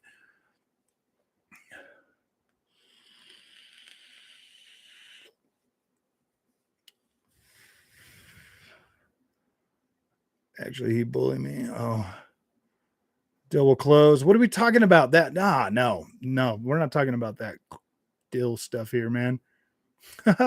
So do you buy the cards for the moves? No, it's like it like shuffles them. It like shuffles them somehow. Like it's pretty much the same move. Well, I don't know. I think you might be able to buy new moves because you can upgrade your character and stuff. Oh yeah, that's right. You do upgrade your character and it will bring new moves into the thing, but you get them with experience points and not money, I think. But yeah, you do you will add more to your as your character levels up, you will add more stuff to your character. It's an interesting I say it's more like a turn-based RPG than a card game. It feels more like a turn-based RPG than a card game. Maybe I'll stream some tomorrow. I'll stream some tomorrow. I'll get up and I'll stream some more Marvel's Midnight Suns because I was wanting to play it. I was wanting to play more of it anyway. So I just was doing a lot of racing stuff lately. Oh, let's hear about the deal. What deal? Oh, the deal. What deal? Wait, what did I name this? What did I name this thing? I need to check. Let's talk about what changed my mind. Oh no, see, I didn't. Cool, watch to see what it's like. Hello, FTZ. Oh no, wait. Frog, let's hear about the deal. I don't know anything about the deal, man. I don't follow that nonsense, dude. Like, I don't care. I really don't care, dude. If Microsoft buys Activision, cool. Whatever. Well, we don't have to pay for freaking Call of Duties anymore. If they don't buy them, oh man, Xbox is gonna have to make some games. Like, what else am I supposed to say, dude? Like, I like Xbox. Xbox is my number one platform right now. But dude, I'm not gonna try to hold them up on my shoulders, dude. They're $1 trillion company. They should, if they want me to hold them on my shoulders, they better at least send me a freaking check in the mail, bro. You know what I mean? They better start making it worth my while. But I do like Xbox. I like Xbox a lot more. Chile approved the deal. Just give them God. Oh my gosh. That's a bad faith argument. What's a bad faith argument? Oh, I like Xbox. Xbox is gooder than PlayStation. But if they pay me money, then I will definitely Chile approve the deal. So did China. China. Well, that's going to go over real good, huh?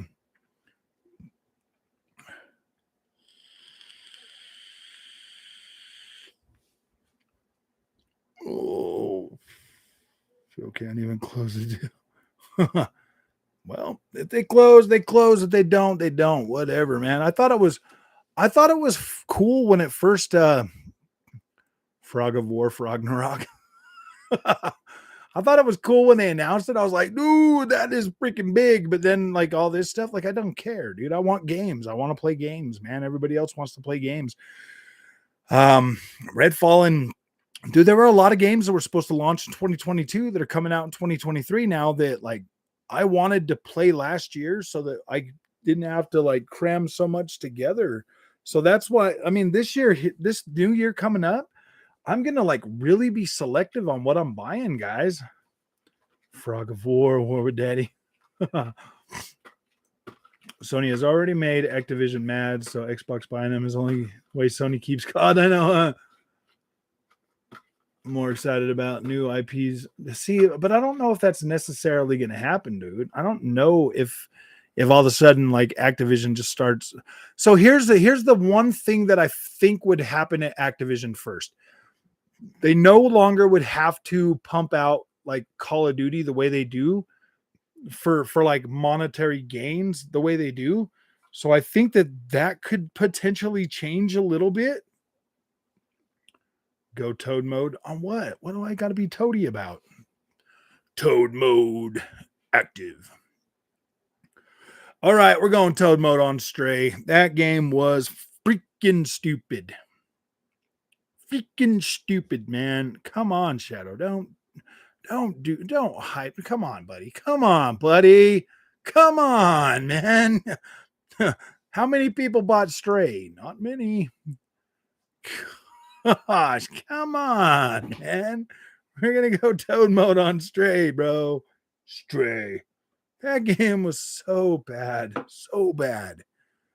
It was cute or whatever for like the first 10 minutes, but like, no, they're already working on Stray 2. Heaven help us, man. Heaven freaking help us. Like, seriously, man. If they're already working on Stray 2, you ponies deserve it. If they make a Stray 2, you freaking ponies deserve it. You deserve it. And it better have God of War skins too, man. You better be able to get God of War skins for your freaking cat, man. It better be worth it, dude. You ponies deserve it. If you, hell, I'm just gonna laugh. I'll be like, there you go, man. There's your MMO Stray, bro. Stray 2, get your cat food. Ooh, straight fire. Oh. Oh no, man. Dude, they're making Stray 2. Oh gosh, I'm excited to see what comes from Activision because of the COD studios are working on an epic space opera like Mass Effect. That would be kind of cool, dude. I would love to see the teams at Call of Duty make a new IP, man. I think they could freaking rock the world, man. They're just stuck in this little container and like this box running around making Call of Duties, and it's like, dude, we've pretty much exhausted every freaking cool Call of Duty set piece we could do. I'm ready for something new. I mean, keep Warzone going like Fortnite or whatever. Just build Warzone out. Any of the developers that call it at Activision that want to continue to Call of Duty it, just keep building onto Warzone and maybe sell like some map packs for like some just bring the whole multiplayer from Call of Duty over to Warzone and like really just expand that, but then make new IPs, man. Everybody that wants to make new IPs at Activision, that's what I would do. That's where I see the future of Call of Duty is in the free to play. That's for me anyways. That's where I see it, dude. But I could also see them doing like some longer single player Call of Duty, like campaigns, like some real long campaigns, and I think they should. I think they should split Call of Duty off and make something different. I think that's the best way forward for Call of Duty, in my opinion. I mean, people still buy it left and right, hand over foot, but dang. Did I ever tell you in the future you're still alive? Nice. Like how far in the future?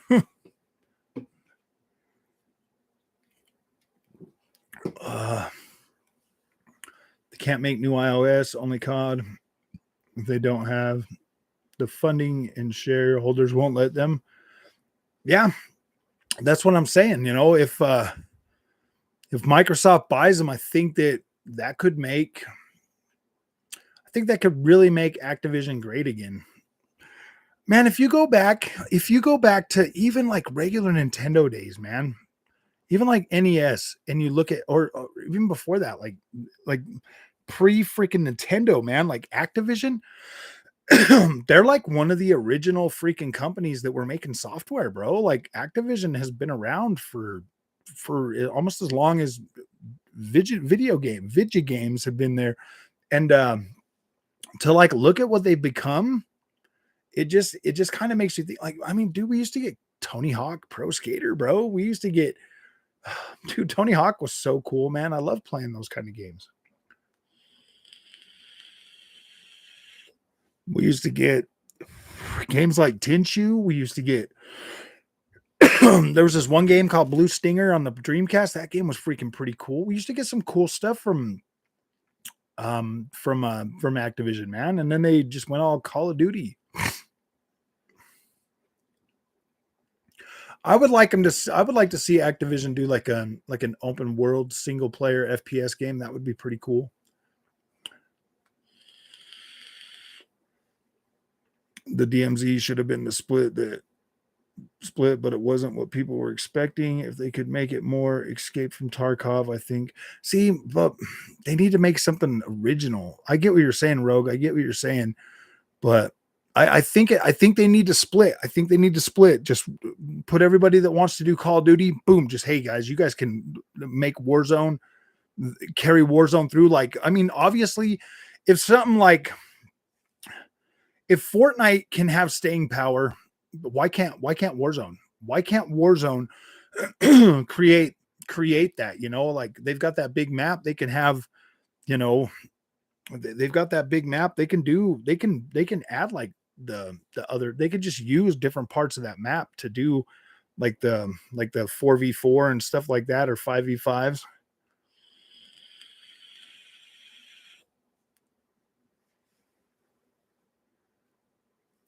I don't know. I like Call of Duty, but I'm getting I think we need something new. Something new. I want something next gen from Activision, bro. I want Activision to like I want all of them to just build like something next gen, something we've never seen before.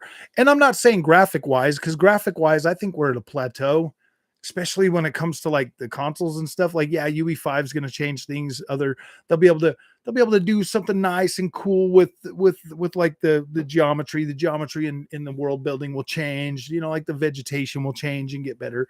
All of that stuff is going to get better, but dang, I want like cool mechanics. You know, I want one of them. I want to feel like I felt the first time I ran up the wall as Dante and did a backflip and came down shooting in Devil May Cry, bro. Like, I want to feel like that again. And it's been a long time since we've felt like that, guys.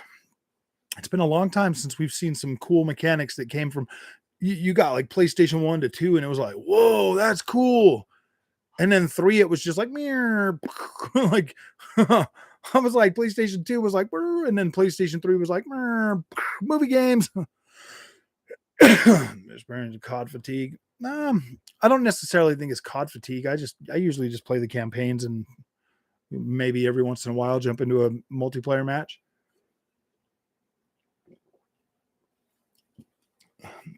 I don't play the multiplayer as much as I used to.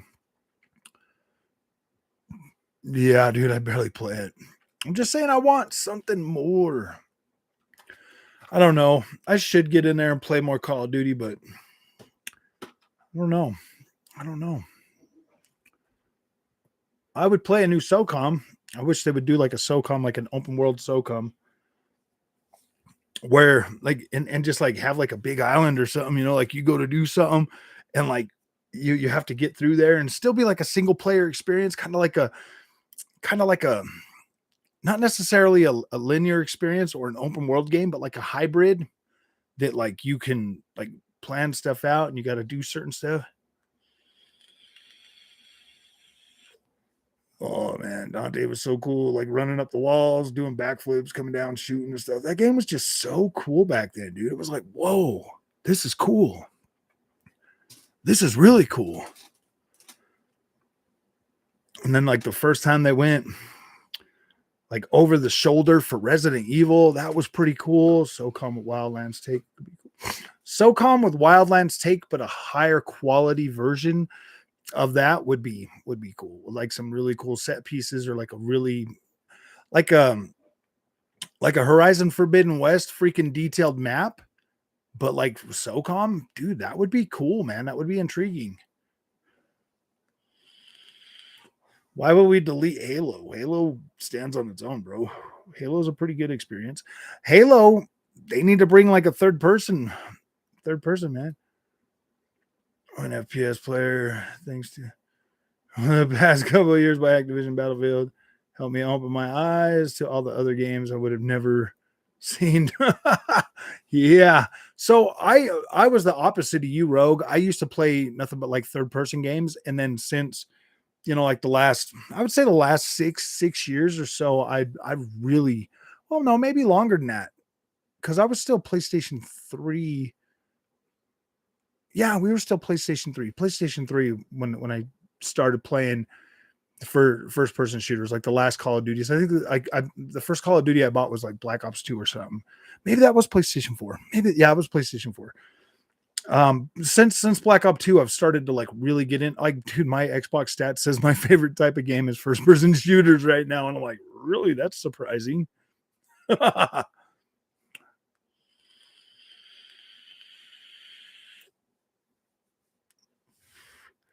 I just wonder what the Metal Gear remake will be like. Um, See, that's another thing that I think people are overhyped for that I don't necessarily know. I mean, yeah, it's possible they could always just hire out a team like Bloober team to like upgrade it for next gen. I think that it is more possible now that we've seen the Silent Hill 2 remake. I do think it is more possible that we would get a Metal Gear remake, but I don't know, man. I don't know. How do you remake that game? How do you remake that? Just make the visuals like better? I mean, I would want new crawl animations. I would want like I want it more modernized. You know what I mean? Pachinko machines. I know. No, I think there is precedent now, Dustin, that it's possible. I would really like to see, if anything, man, Castlevania Laminate of Innocence. I would really love to see that game remade. Blue working on the Metal Gear Solid remake? I don't know. I know that Sony has a lot of pull with Japanese developers, so I do feel like those games would be. You heard the guy that just got done butchering God of War talking about wanting to do a Castlevania game now. I'm like, oh no, please, dude, don't. Anybody but him. Anybody but that guy, man. Like, From Software would be my first pick for a Castlevania game. Same game with adaptive triggers. Oh,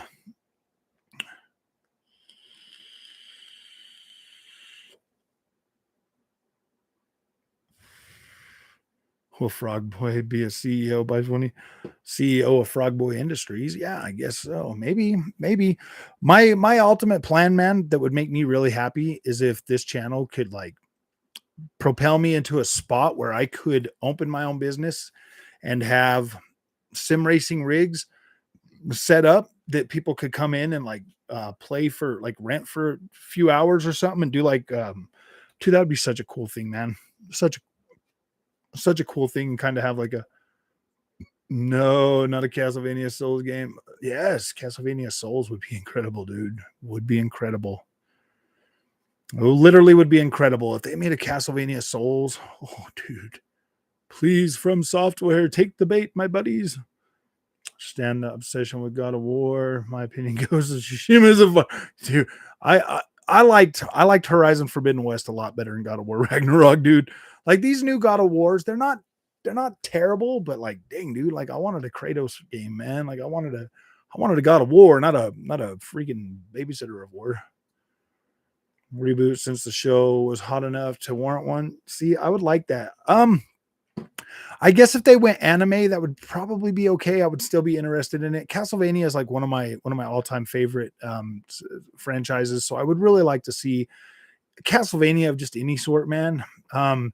Preferably 3D, preferably a 3D one. I do like the side-scrolling ones, but unless they're gonna do it with like top quality, like high quality, realistic looking graphics, if they're gonna do it with cell shade, I don't want it. I don't want a cell shade side scroller, dude. I don't want a Castlevania cell shaded side. I want a realistic looking Castlevania if it's gonna be like, I want it to be realistic if it's gonna be a side scroller, but I would suffice with anime for a 3D, if that makes sense.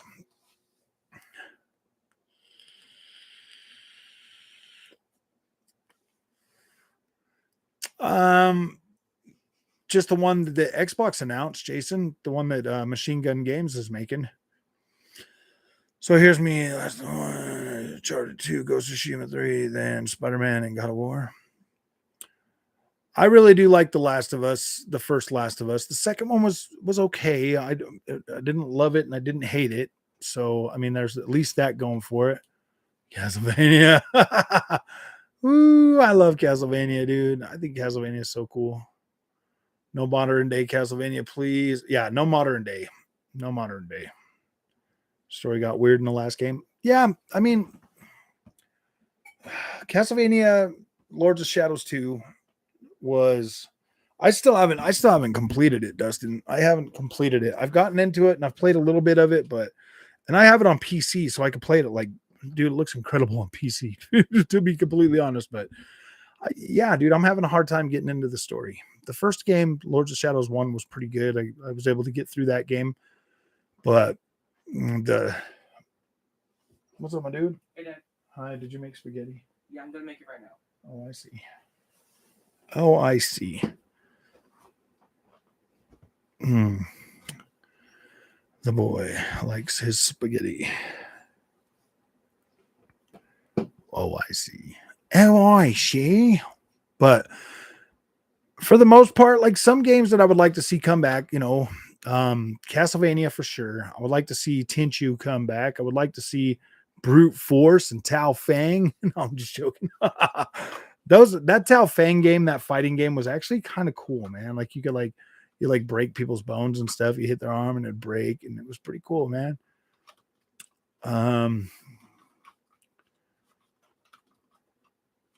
Metal Gear Solid remake coming.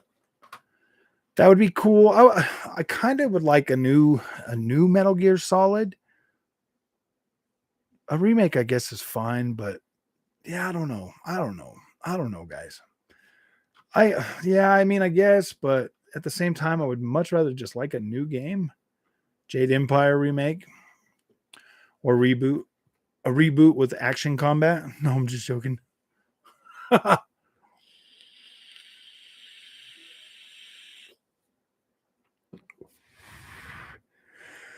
I would like to see Ubisoft make a real actual gritty looking Assassin's Creed game. I like Assassin's Creed, but I want it to go back to like the realistic look of the first game and the second game. Another Evil Within would be pretty cool. I'd like another Evil Within. Another Castlevania with the original characters, that would, or not Castlevania, but Resident Evil with the original characters, that would be pretty cool. Do you watch SpongeBob with your kids? No, sir, because I love SpongeBob on Nickelodeon. Same with Avatar, Last Airbender. I don't, man. SpongeBob, I mean, the kids like him, but I was from a way different, from a way different generation, man. I never played the original. Original what?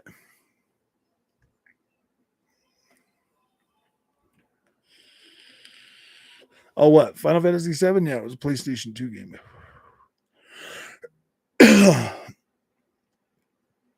Remakes are getting out of hand. We need to stop encouraging this behavior by company. I know, dude. We're gonna have remakes of everything.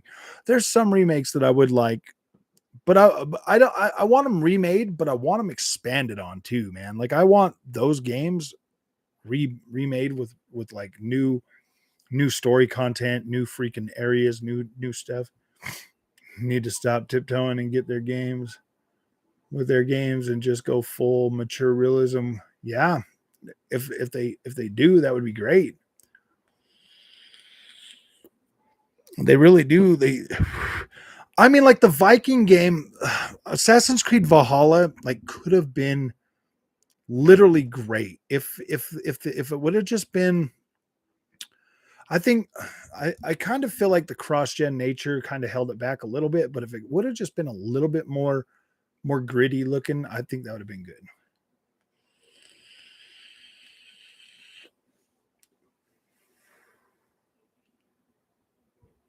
Am I paying full price for Dead Space? Probably, more than likely. It doesn't appear like it's going to be on the EA Play Pro, like so. Yeah, I'm going to have to buy it. But seeing as I'll have to buy that and wait for it to come out, I might not even buy it day one, man. Like I don't know. 007. Yeah, when is that supposed to happen?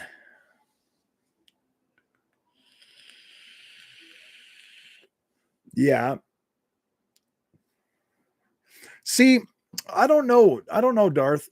I played through The Last of Us Part 1 remake, and like it didn't deviate from the story or add anything new or anything like that, but that was so much better than what I remember it. Like it was really good. Like the new graphics overhaul and the animations and everything just made it seem so much better. And have you even bought The Last of Us remake Part 1, Shadow?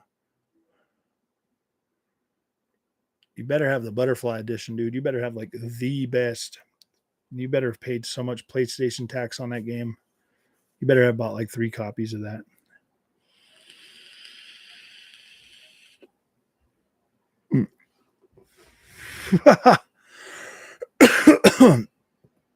So this next year, do you guys think I should be going live a lot more, or do you think I should focus more on videos? Live or videos? Might be wrong, but a port to Xbox will be cool. Shame about the room. Ours about no online on Xbox. No online. Oh yeah, there is no online. Only on the Nintendo. Last of Us graphics on, dude, it looked good. Like it looked good. Like I was blown away, man. Like I was blown away. It looked good. I really did like it. Both. But was that worth $70? I could have definitely waited, but I don't feel bad about paying $70 for it. I don't. Like, dude, I'm not gonna let a price determine if I'm gonna play something or not, man. Oh, I don't have a New Year resolution. I never freaking do this. I just know that we're gonna change content up a little bit on the channel. I want to make it a little bit better, spend a little bit more time with production value, stuff like that. Maybe not snort and cough as much in my videos. Try to stop doing that. But like when I'm recording them and I'm recording my sound, it's like, oh man, I tried to, but if I'm recording like a video like this, I don't want to like have cutouts every freaking. I just don't want to have the cutouts in my videos and stuff, and I don't want to have to try to retake, man. It's just so bad.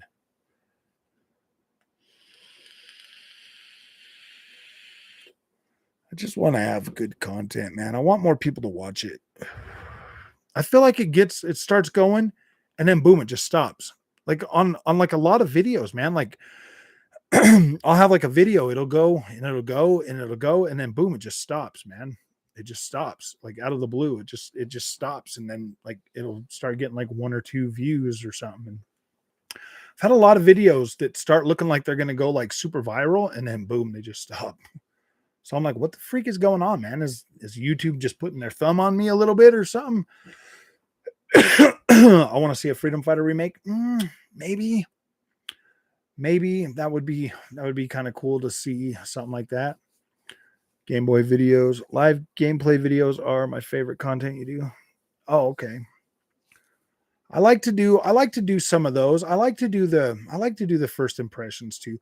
See, like when I do a first impressions, when I'm honestly what I'm doing, because I'm one of those gamers that I'll buy just whatever. I'll just be like, oh yeah, I like that game. It looks cool. I'm gonna buy it. And then I'll play it. And if I get into the game within like 30 minutes or an hour, usually I'll keep going. But if I don't, then I'm just like, oh boy, I don't know. go full on troll like MDL. Why would I do that? Troll the ponies and the Xbots, just start trolling them. I trolled Colt Eastwood over there on Twitter the other day. he said something. He's like, Starfield. And I was like, has been internally delayed till sometime in the future. Ooh, you're making more pre-recorded videos with more production. Keep it 15 minutes tops, 7 to 10. Probably the sweet spot. Then you may have to cut the streams from 2 hours to 1 hour.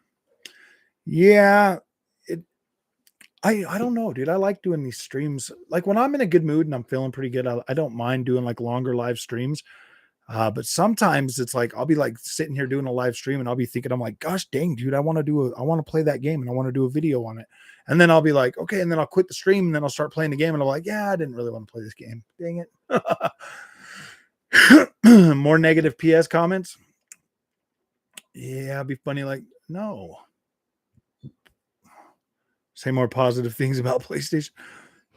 I already told people I think they should have both. I think that's enough. No. You should keep the live streaming on YouTube. There's something incredible about your voice. It's hard to explain. In fact, you're a certified YouTube. Thank you, David. I appreciate that. That's you're making me blush, David. You're making me blush. Can't you see my cheeks getting all green? No, I'm just joking. I blush green, man. I blush green. Opposite of whatever Shadow says. I know. I'm like, I want clicks. No. More negative. Yes. No, I don't think PlayStation 5 is completely useless. Like I do, and like, dude, I had a pretty good time with the PS5 this year. Don't get me wrong, man. I did. I had a pretty decent time with it. Playing all those remakes and all them one and done bangers. I had a good time with it. They were good. I liked this year's PlayStation a lot better than last year's. To be completely honest with you, last year's was kind of like, oh, I don't really know about this, man. It feels kind of gimmicky. But then this year kind of had me take a step back and was like reassessing, the PlayStation experience a little bit more. I'm not exactly as negative about paying $70 for games going forward as I was, I think, when the channel first started. I think there's going to be a point, though. I think there's going to be a point when I think there's going to come a point where gamers are going to really going to make a stand, because some of these games that we're being asked to pay $70 for, if you're only playing the game for, okay, so you pay $70 for a game and you get like 10, 11 hours out of it. Now, Callisto Protocol, we'll use Callisto Protocol. I got through Callisto Protocol in a little over 11 hours. And for $70 for 11-hour game, say you liked the game, you got through it, but you didn't really care to play it again. That's a lot of money to invest for a game with that short of a playtime. Now, dude, I've been playing survival horror games since 1996 or whatever. Whenever the first Resident Evil came out, actually, like Alone in the Dark, Resident Evil. I've been playing those since then. So like my play time to get through that at 11 hours on the medium difficulty or whatever, that to me felt good for a survival horror game to be 11 hours for me. I was like, whoa, this is long. This is good. I was like, whoa, this is, and that's weird too, because like you can get through Resident Evil like 1, 2, 3, dude, in like 2 hours, man. You can like literally get through those games in 2 hours.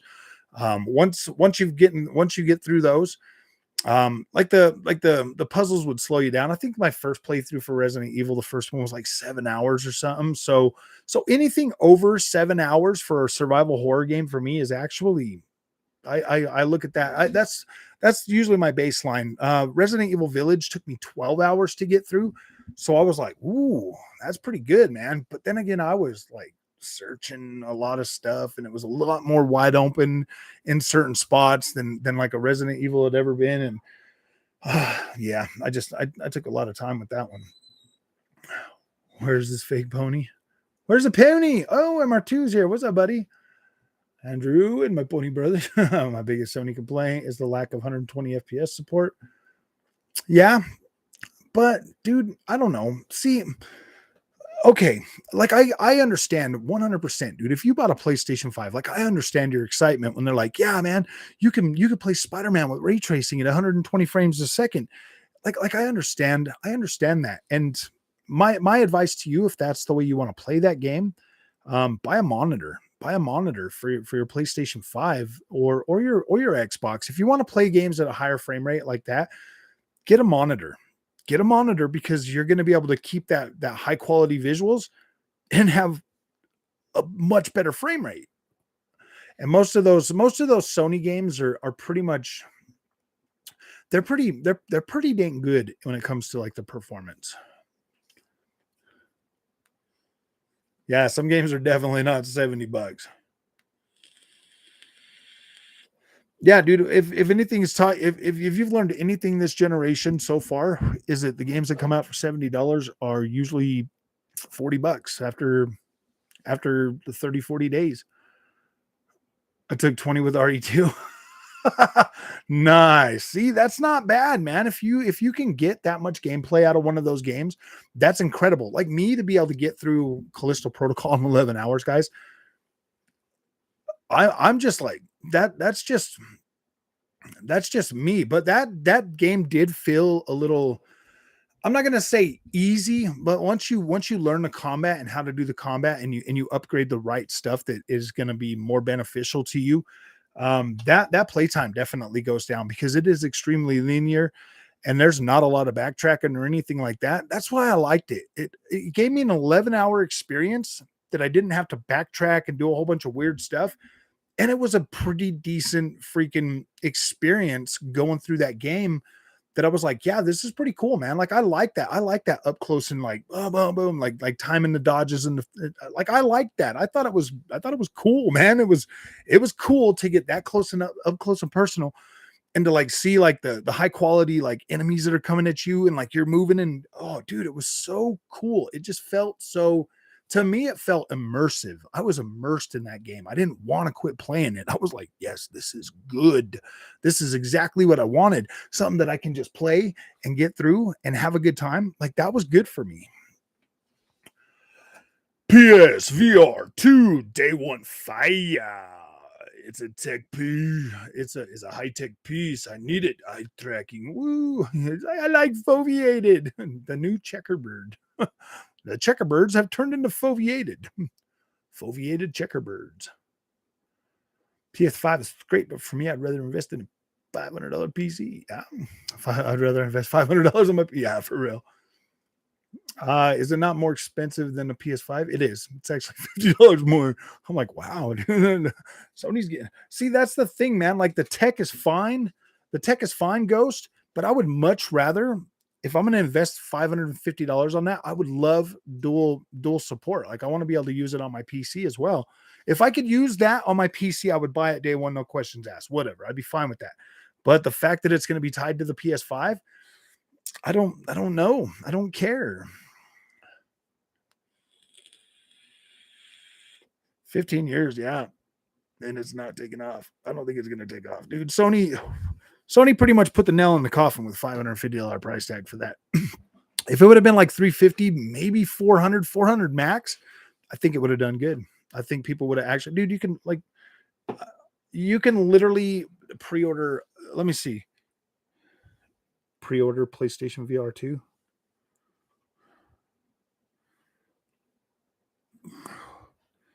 Let's get on direct and see if I can still pre-order mine. Sign in to buy.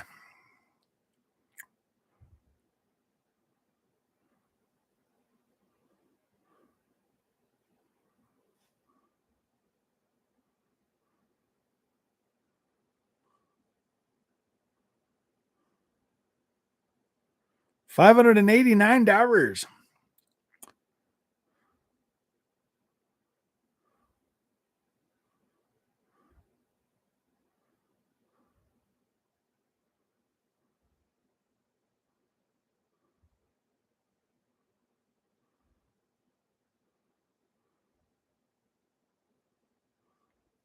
Yep, you can still pre-order it right now, bro. You can still literally pre-order it right now. Yeah, it's still available, man. That's what I'm saying, man. This is kind of fishy. Yeah, dude, I'm gonna be playing a lot of freaking PC racing games, guys. So I feel like the better investment for me right now is to buy the $1,000 cockpit and kind of wait and see on the PSVR. Now I know that as a YouTuber, I it's more beneficial for me to buy that and play it day one. But dang, man, I don't know, man. Like, I don't want to chase a trend and like try to, because like a lot of people are going to be like, oh man, I really want it, and they're going to be interested in it, and I'm in it. Oh, they're going to be mad at me because I'm gonna be like, I don't know, man. Like, I don't know. I would give them the cold hard truth, and I don't need another reason to pick on PlayStation, guys. Like right now, I don't really need one. Oculus Pro is like $1,000 or more, isn't it? Yeah, you're probably right. Has a way too much high tech to be $50. I don't think it's 50. No, not $50. Like $400, 399 would have been a better deal for that, man. Sell out PSVRs and these things. Well, the way that, yeah, that's what I'm saying, dude. Like, it's not even selling out their first order. Like, the first order, bro. The first order is not selling out. Why would I invest my $589 into a product that okay, there is precedent. I bought a PS Vita. Oh man. And then like PSVR, the first one, dude. Like, come on, guys.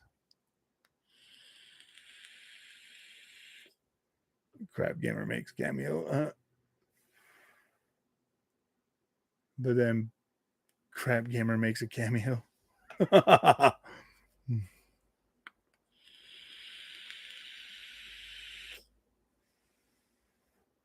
don't know why anybody would watch Crap Gamer, even if it was a PS guy. I didn't watch. I reached out to Crap Gamer on Twitter, like when I first opened this channel, and I was like, hey man, you want to come on the show? And he just ignored me. So I was like, all right, buddy. Have fun. Have fun, dude. Whoa. I think PSVR2 and DualSense controllers are a ripoff. I've always said that if anybody could get VR off the ground, it would possibly be PlayStation. I think they could do it. Like, I don't have any I don't have it. I really feel like they could get PS or they could get VR mainstream a lot better. But there's just so many things that, yeah, dude, that price is really hard to justify for somebody to buy that. Yeah, Phil promised us VR, and he was looking at the numbers, and he was like, "Yeah, we're not going to invest in that. Let's just buy Activision." Oh, he used all that VR money to buy Activision. Frog, I'm eating Korean barista. Nice. Bistro. Oh, nice. Going to order soy and garlic chicken. Nice. You have to try the Mandarin chicken. Just gotten more and more premium VIP over the years. Yeah, when you get their PlayStation fanboys getting all bougie over the PlayStation 5, it's like, well, come on, buddies. Come on, fellas. The PlayStation 5, man, it's pro, dude. It's all premium. I'm like, man, that Oculus Quest 2, man, that thing looks kind of premium to me. You know what I mean? Like, I think it looks pretty premium. It looks pretty premium. Wonder how many. Oh, I'm going to go down with my chair a little bit. Oh, I love the elevator seat, man. There we go. I think Steam may be the only company that might be able to pull it off. You're right. Steam. Oh, dude, no, see, I don't know, Rogue, because Steam, they keep putting a bunch of, dude, they just, there's just so much freaking, there's a lot of garbage on Steam. There's a lot of garbage on Steam. There's a lot of garbage on there. And it's like there's no freaking boundaries for what you can put on Steam, dude. Cause like I've bought some stuff and I'm like, wow, this is trash. This is like way trash. Why is this even on here? And I'm like, dude, there's like no quality control. Everything's in early access most of the time. I don't know. I'm not gonna buy a PSVR2 just yet. I'm gonna wait. I might buy one. I might buy one later. Like let Sony prove to me they're not gonna shut it down. I'm not gonna spend another $600 to play freaking demos like I did the last time, dude. I paid $400 to play demos on PSVR.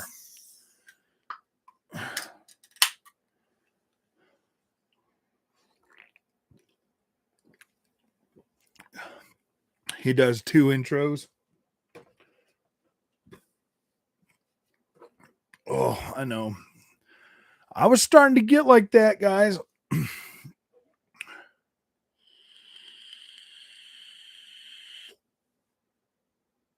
Straight, no boundaries. Yeah, strength. You're right, Rogue. You're right. They do have a lot of good stuff on there too. and like, I mean, like people can comment on there and stuff, and all kinds of stuff. Crab Gamer is just a flip flopper. So what? How am I not a flip flopper? Sometimes I say nice things about PlayStation, and does that make me a flip flopper too? No, I'm just joking. I know I'm not a flip flopper, dude. I started this channel supporting both, so supporting both. But I might flip flop to PC, guys. You are frog. I'm a frog. I can hop wherever I want to, man. I'm a frog. Yes, I can hop wherever I want to go. I just hop around. I'm not a flopper. I'm a hopper. I'm not a flopper. I'm not a flopper. I'm a hopper. Oh, look, there's Frog. He's hopping over to Xbox again. Oh, nope. Now he's hopping back over to PS5. No, look at him hopping over to Steam. He's a hopper. Oh, dang. Yep. So if you guys ever see somebody in another chat talking about me being a flip flopper, you just know he's hopping. He's hopping. Frog don't flop, he hops. There's no flopping. I be hopping. Going to sign a 10-year contract with PC? No, dude. If Nvidia better send me one, dude. Nvidia better send me a card. PS is nice. Just if you're like really into their exclusive shit. There's a lot of stuff on PC that is exclusive that it's like, it's interesting, but I don't. It's definitely not like a casual. It's not. PC is definitely not a casual friendly environment. If you're casual, it will chew you up and spit you out. Hip hop frog. Crab Gamer was originally an Xbox. Yeah, he was. I actually credit Crap Gamer because I was a hardcore PlayStation fanboy, dude. Like, well, I don't know if I was a hardcore PlayStation fanboy. I was a PlayStation fan. Like, it was my number one console choice. I bought everything on the PlayStation. If I would always buy a PlayStation before I'd have an Xbox or anything like that type deal. But Crap Gamer was the one that actually kind of helped me get over my my newfound Digital Foundry confusion when the last generation started, because I was like, yeah, dude, if the Xbox is not even as good as the PlayStation 4 and it is $100 cheaper, why would he buy an Xbox? Because I was getting into that whole freaking Digital Foundry mindset. And dude, those guys are such cancer to gaming. They're such cancer to gaming. Like, you get a bunch of PC elites nitpicking your console games, and you guys take them as like, oh my gosh, these guys are experts. I'm like, what? Dude, these guys are nitpicking and destroying your freaking gaming. They are destroying it for you. And you guys are like, yeah, man, this game is 1296p. Like, who cares how many P it is, bro? Does it look good on a 4K screen? No. Does it look good on a 1440p screen? Yeah, play it on a 1440p screen. Does it look better on 1080p? There you go, man. There you go.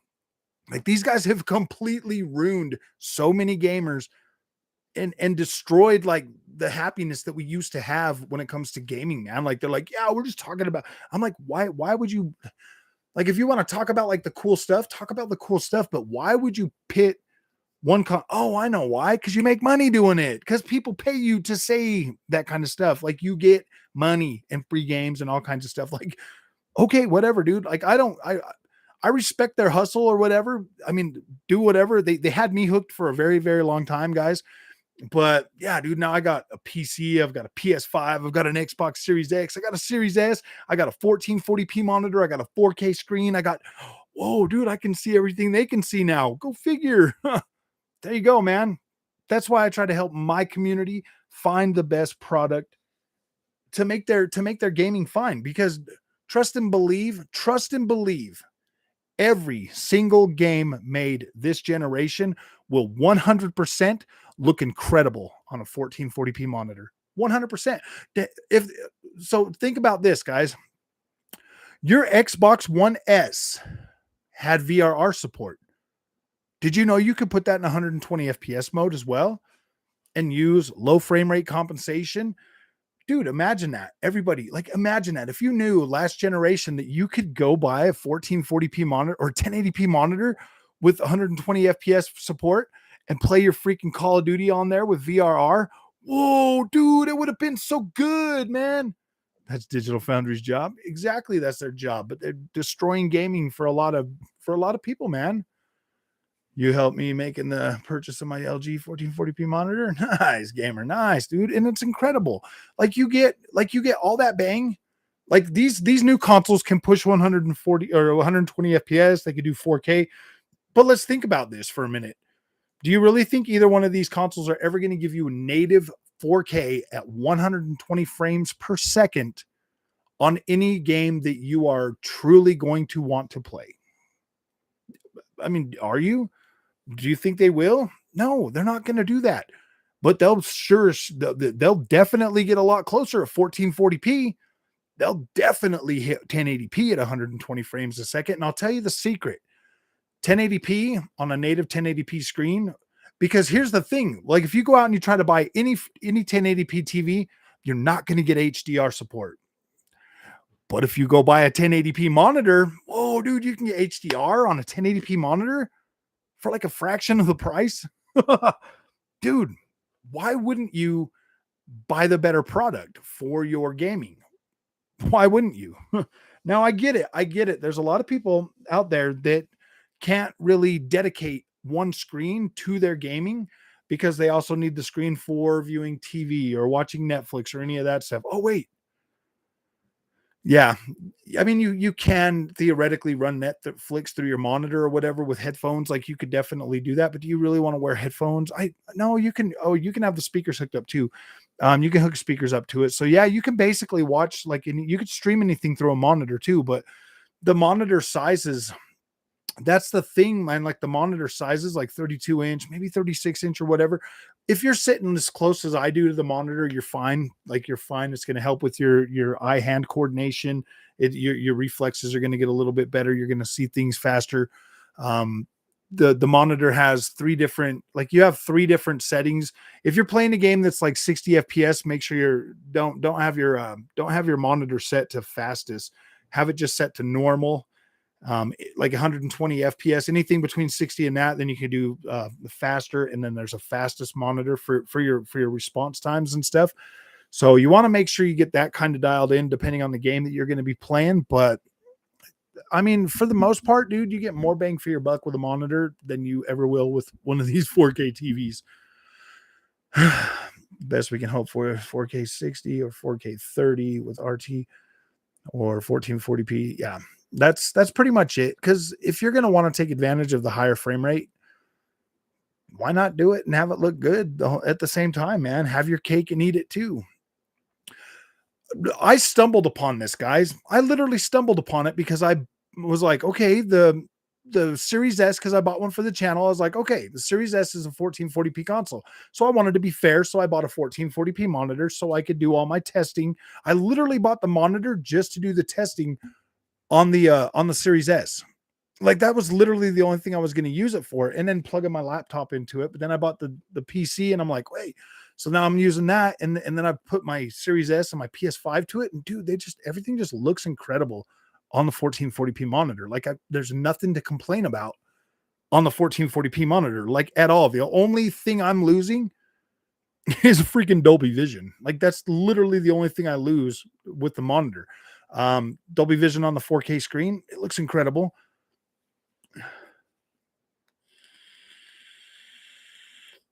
Series S, yeah, Series S 1080p though on a 1440p monitor. No, it is going to be 1080p at 60 frames a second for sure, for sure. But when it comes to to high resolution, like you'll still get your 1440p, like is your max resolution. You'll still get games like Call of Duty at 1440p.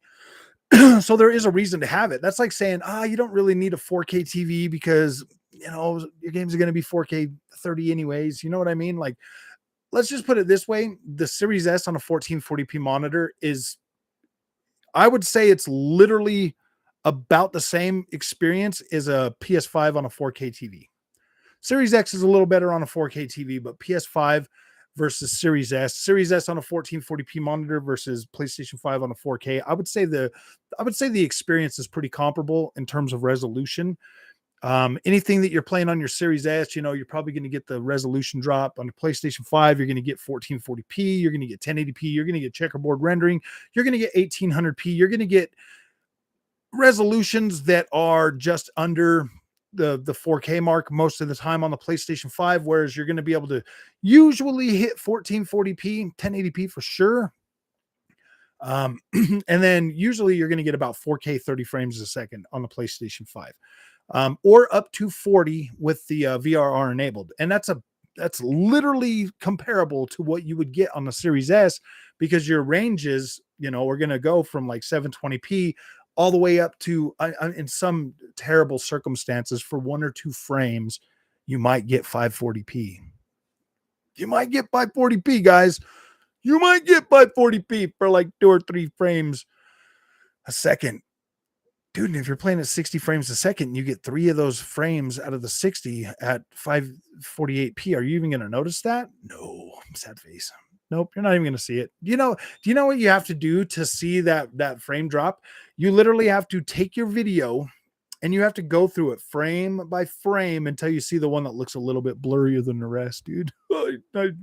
It's really just like that. I don't play my competitive FPS on a PC under 240 hertz. Yeah, I could see those frames too. When I run it through my editing software, Blackstar, I could find the frames I can find that, because you can literally look at that 1 second. You can look at that second. You can look at those frames, man. You can like pull it apart and like look at all the different frames in there. Like you literally go frame by frame when you're doing your videos. Like it's literally like that. Like you can go through the frames and just find the ones that look blurrier, and then that's what you would do. You just watch them and you just find the one that looks blurrier.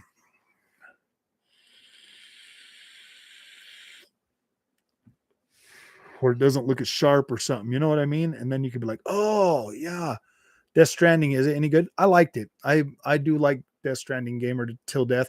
The thing with Death Stranding though is it is a really slow start. It's about an 8-hour burn before it gets good. It's about 8 hours before it starts to pick up. 8 hours before it starts to pick up, and then about 12 hours in is when it's like, whoa, dude, this is good, and it just starts rolling. Just starts rolling after about 12 hours. So yeah, it is slow.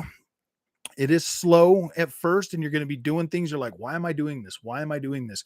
But then once you beat the whole game and you go through it, you're understanding, dude. Death Stranding is an incredible game. Is an incredible game. I think Death Stranding is definitely one of my favorite games last generation, for sure. For sure.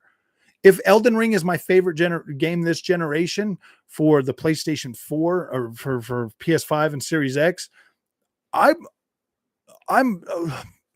pretty comfortable with saying that, because The Witcher 3 is by far my favorite game of last generation. But actually, that's my favorite game of all time now. But I'm pretty comfortable putting Death Stranding pretty close to that. Pretty close to that. I really like Death Stranding. And see, Death Stranding is a game that once you play it a second time, it's a completely different experience. Like you'll be thinking more like a porter in the second one. Slow pace. Yeah, the beginning of the game is slow pace, but once you start getting like all the like the the exoskeletons and the vehicles and stuff like that, dude, it picks up a lot more.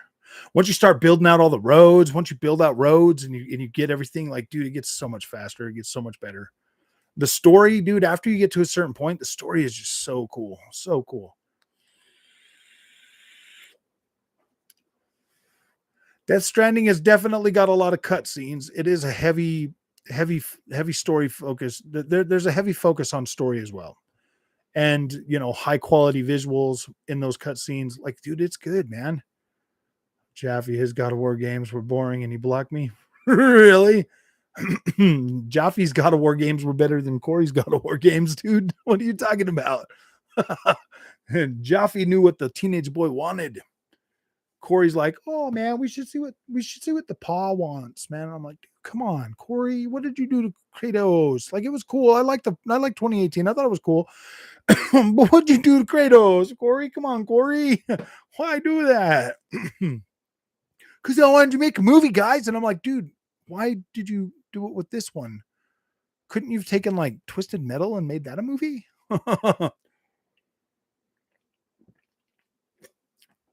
I'm not cooking tonight, bruh. I'm not cooking tonight. Terrible graphic. No, dude, them graphics were good. Not 100%, not enough titty in the monitor. Got it. Exactly, dude. It was like, yeah, there was like 0. No titties, no boo boo. Wait, did Jaffe work on 3?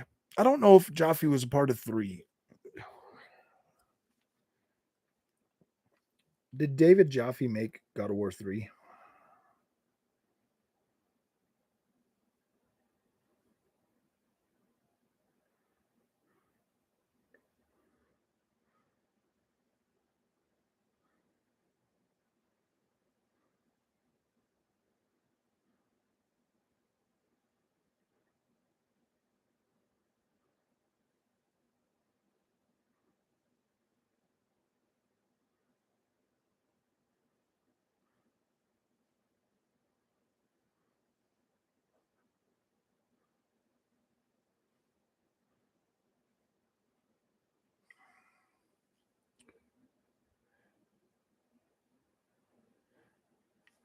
Yeah. You have to pay 1.14 to see the end of the Gran Turismo movie unless you're reviewing it, then it's free.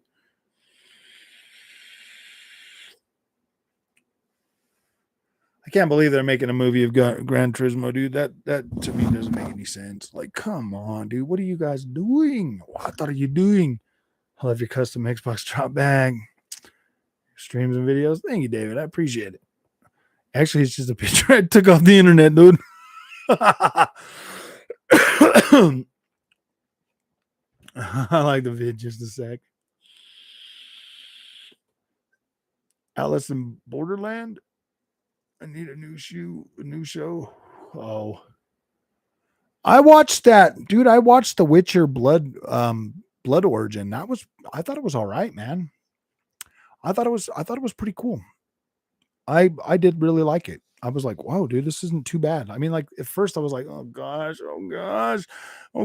it gonna ruin it? And then I was like, oh, okay, it works. Yeah, it was kind of cool, man, to like see like the elves, you know, like the land, the time before human. Dude, it was actually pretty cool, man. Like it was pretty cool. I actually digged it, man. A lot of people are out there just bashing it, and I'm just like, come on, guys. It literally entertained me. All 4 episodes were entertaining. I was like, wow. And it was short enough and it told a freaking concise story. I was like, okay, this is pretty cool. Like, it's not bad, dude. I don't think it's a waste of your time. You'll either I don't think it's gonna like blow you away, but it is gonna be good enough to where like, oh, okay, I understand that. Like, that's cool. That's some more lore, some more Witcher lore. That's pretty cool. You will get that feeling from it. I believe. I did. I love The Witcher, man. And I was like, cool, man. That's stuff I didn't know about it. It's pretty cool. Which Shadow? I don't know if Shadow is ever going to play The Witcher 3.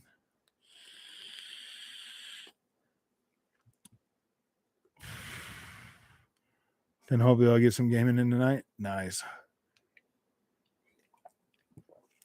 Made into a movie series or bad, but I think The Last of Us will succeed. I don't know if I don't think The Last of Us is going to succeed, bro. I think people are already Walking Deaded out, bro. Do they really? Hey, what's up on the real Eddie? How are you doing? Rudy, what's up, buddy? What's up, bro? I tried Slayground for MX versus ATV Legends. I have not tried it yet. Actually, I think maybe I'll pick it up. Maybe I'll pick it up, Rudy. The Slayground does look pretty cool. Yeah, I just bought Witcher 2 and Witcher 1 on PC. I just bought it on the IP. Did I buy it on Epic? No, I bought it on GOG. I bought it on GOG. I finally downloaded the Epic downloader. I finally got GOG. Dude, I just don't care anymore, man. I just don't care. I'll just keep buying. It's fun, man. You have the track pass. It comes with it. Or $8. The only one I bought, Rudy, was the motorsport ones. I did not buy the Supercross tracks. I just bought the motocross. Where's that Fallout series on Netflix? I thought I had a dream for some reason. Just remember Xbox is number one. The game story was great. It's hard to match. I just don't. I mean, like, what do they do? Are they just retelling the Last of Us, bro? Are they just retelling that story? Well, of course it's getting praise. Shadow, everybody's out there like, "Oh gosh, it's so good, it's so inclusive," and blah blah blah. Like, what is it getting praised for? Is it getting the average PlayStation praise, or is it getting praised because it's good? Like, I'm gonna watch it. Like, I love The Last of Us, the first game, dude. It was freaking incredible. But I don't know, man. Like, the Mandalorian, I just don't see him as Joel. You know what I mean? Like, it's hard to picture him as Joel. If that makes sense. Like, I'm not seeing him as Joel. Like, it's hard to buy that. It's as hard to buy him as Joel as it was to buy freaking Spider-Man as Nathan Drake, bro. dude, really? Like, seriously, Tom Holland is Nathan Drake. Okay, whatever. I mean, Mark Wahlberg, freaking Sully? No, dude, come on, man. Come on, man. That's my only thing with it. And the girl doesn't look like the girl doesn't look like an Ellie, bro. You know what I mean? Like, neither one of them, like, whoever cast them was like, dude, what are you guys doing, man? Like, I just don't. It kind of throws it off. Like, I mean, the story of the Uncharted movie, like, I bought it, I watched it. The story of the Uncharted movie was cool, yeah, but it's just like seeing like Mark Wahlberg is Sully and freaking Tom Holland is Nathan Drake. Like, no, dude, it just didn't work for me. Like, it was a completely different thing. Like, it didn't like hashtag not my Drake. You know what I mean? Hashtag not my Sully.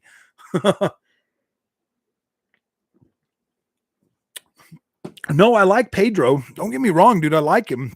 I like him as the Mandalorian, dude. He was great as the Mandalorian. I haven't really seen him in anything else though, but I like him as an actor. I think he's good.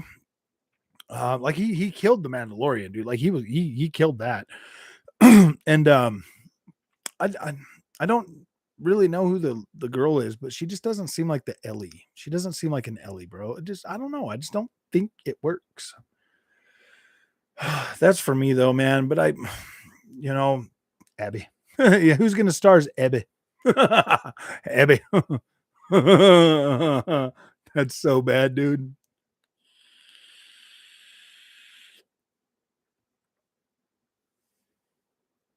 That one famous girl would have made a good Ellie. Oh, which one? There's I don't know how many girls that would have to, because what would Ellie have to be? What, 14, 13, 14 for that movie? Yeah, I don't know. I don't know, man. I don't keep track of little kid freaking actresses, bro. Do you know what I mean? Like, I don't know. I don't know. Who's getting cast as the golf club? I don't know, man. I wonder if they'll leave. I don't know.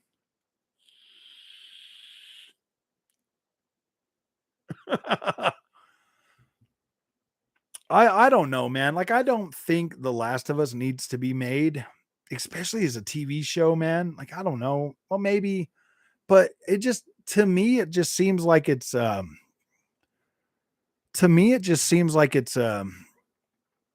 that, like, I don't know, man. Rick Grimes is gonna show up. I know. They'd have been better if, honestly, they probably would have been better with him as Joel. Gosh. Leonardo DiCaprio could easily play Ellie. For real. Some actors are great, but not for specific. Exactly. That's the thing that I like Pedro, but I just don't think he just doesn't have that Joel look, man. Like, to me, Pedro's like a shorter dude. And to it, like me, I feel like Joel's like a tall dude, man, like a much taller guy. I don't know, man. Maybe I'm just being like, I don't, dude. It just doesn't work. It doesn't fit. It's like trying to it's like trying to do Robert Patterson as Batman. It just doesn't work. It just doesn't work. But Frog, he's a good actor. Okay, but he's not a Batman. He's not a Batman. Like, why would they make him a Batman? That doesn't make any sense. So I'm like, but it's Hollywood. They do all kind of, oh gosh. You can't make sparkling vampires Batman. It just doesn't work, man. That image of sparkling vampire is in everybody's head and it doesn't go away because it sparkles. Oh gosh. They never make movies. Exactly. They don't. It's like they're like, what you guys want? You guys want Superman to return as Henry Cavill? No, we're gonna find some other weird person to do it. And he'll probably, yeah, dude, we're not gonna do that. We're not gonna do that. No, we need another origin story. Let's rewind. Let's go back to the beginning. Let's do it again. I'm like, no, dude, like nobody cares about that. I don't. What's his name? Angry Joe made a perfect video explaining why Henry Cavill was the only Superman to ever don the cape that was worth a crap.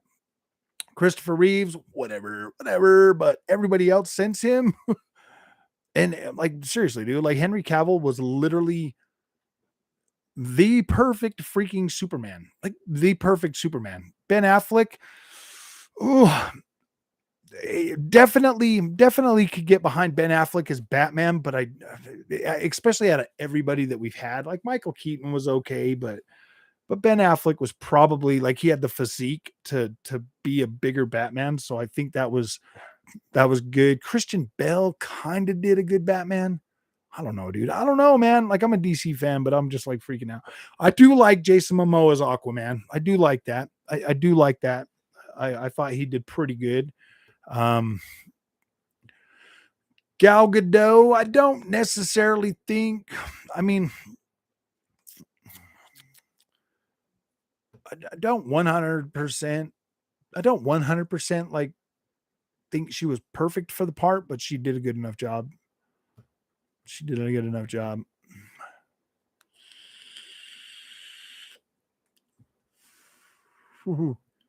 Joe. What did Joe say? Kids love the Series S. They do. Series S is incredible for freaking kids, man. Like you're if you're an adult, you buy yourself a Series X, you buy your kid a Series S, and then you game share with them. And yeah, dude, that's cool. What you got? Are you hungry? Take some food? Yeah. Okay. I'll bring you a plate. Okay. Sorry, guys, you're gonna have to watch me eat spaghetti. Oh my gosh, I love it. Real talk. Oh, the coolest Xbox I've ever met in a long time. That's because we're like real gamers, dude. We're not here for the clicks. We're here for the friendship, man. We are here for the friends. With friends.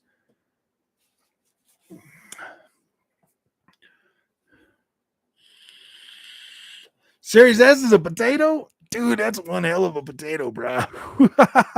That is one heck of a potato. Potato power. You know what the difference is between PlayStation fanboys and Xbox fanboys? Xbox fanboys know their games are good, bro. PlayStation fanboys have to try to convince you that they are the best. Why is that? Why is that? I don't know, man. Like, I like PlayStation first party games, but I'm like, dude, they're pretty average nowadays. They just look better. Just looked at a website for better choices to play, Joel. That includes Nicola J. Coster, Hugh Jackman, Josh Brolin, Carl Eubank. No, I don't think Carl Eubank. At least they will not get beaten with a golf club. Yeah, dude. Even I don't know.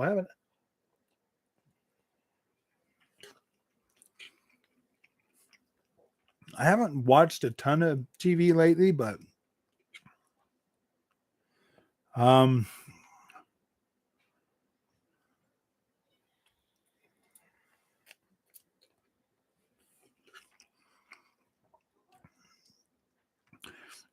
have you guys ever seen gosh, what's it called? Um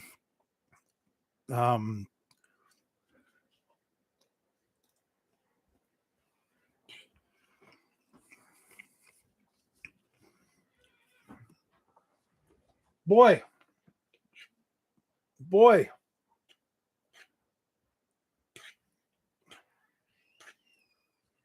Is your mom awake, dude? Yeah.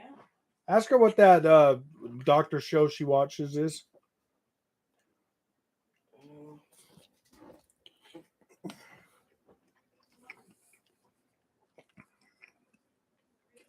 Yeah. Okay. So there's a doctor on Grey's Anatomy. What's the dude's name that's like the leader right now? There's this dude right now that's playing like the guy that's the leader right now. I think he would even be a good Joe.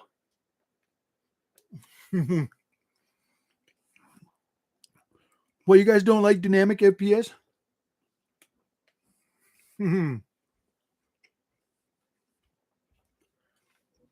Wireless keyboard and a Samsung monitor for Xmas. Nice.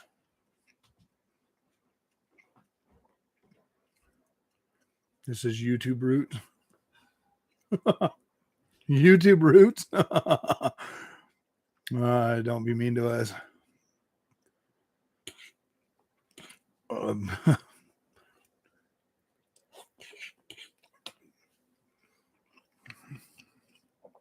Not everybody that likes PlayStation is a bad fan. You know the ones that are, the ones that are weird, like you mad or whatever this dude is.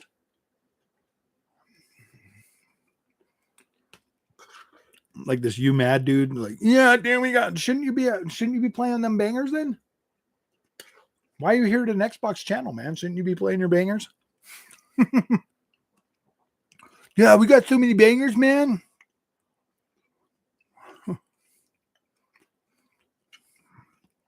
Yeah, I mean, you're right. Fanboys are fanboys. But I don't get why he's here like talking down about Xbox. Mr. You mad? Shouldn't you be playing your bangers?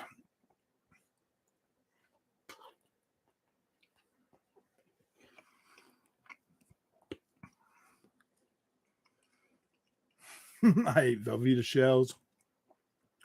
Those Velveeta shells are pretty good, man. I like those.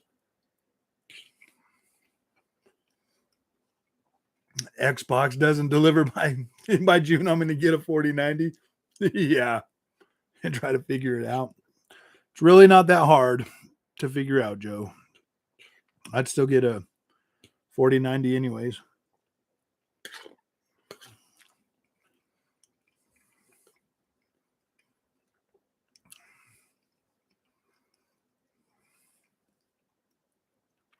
Because Xbox deserves to be talked down about. Yeah, but you would think with all those bangers, you wouldn't have time to do anything.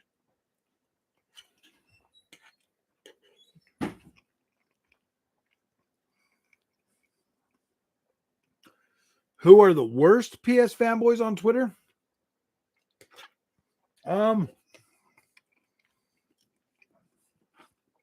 His name was Rogue. I blocked him. He's by far the worst. That guy's just so bad.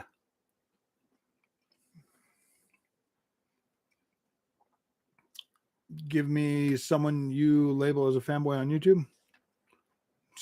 So I know what a true fanboy is. His name is You Mad.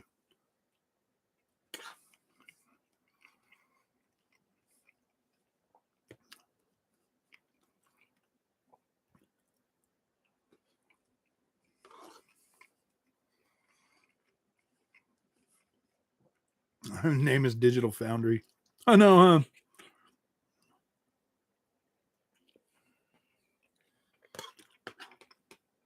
I call Digital Foundry Atlas.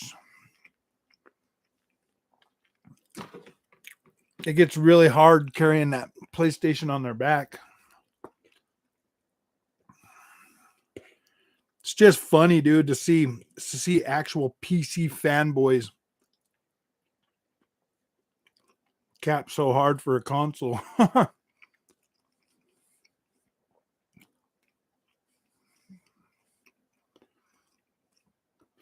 Xbox 360?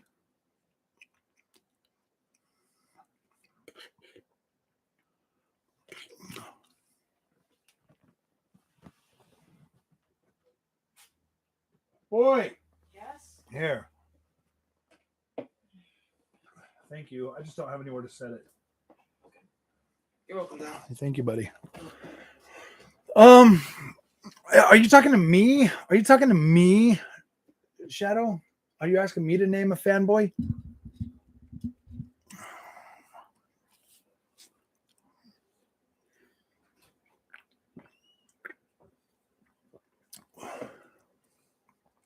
How's it disappointing for Xbox, bro? How is this generation disappointing for Xbox? Xbox gamers are playing freaking hundreds of games, dude. What are you guys playing, man? You guys what are you playing, dude? Twitter or YouTube? Which one do you play more? While you're waiting for your charger for your controller to charge. Which one do you got the most hours in, Twitter or YouTube?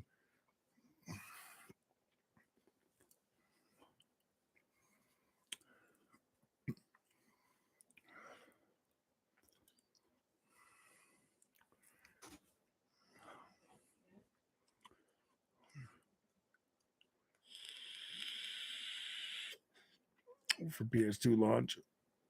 Leave the boy alone. Boy. What buying next year? Oh, I'm gonna get a new racing cockpit, bro.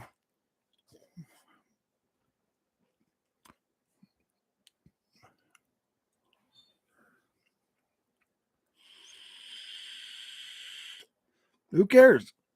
Who cares if Xbox had AAA freaking games from studios? Like, I don't care. What PlayStation is gonna have about as many first party games this year's or in 2023 as Xbox had. You know that, right?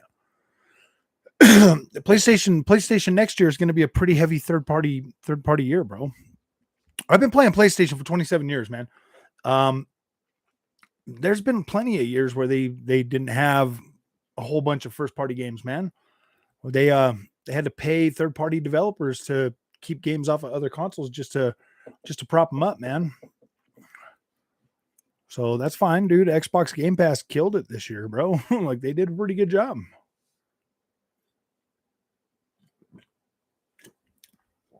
I don't think Xbox fans are going to be. I don't know, man. Like, if you're an Xbox fan and your only thing you're worried about is first party games, dude, I don't know what to tell you. I don't know what to tell you. I don't know, man. I didn't buy an Xbox because I depend on first party games. I bought an Xbox because I wanted, more power.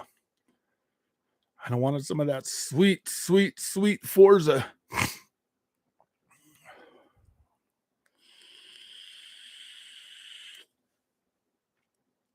Multiplayer. Listen.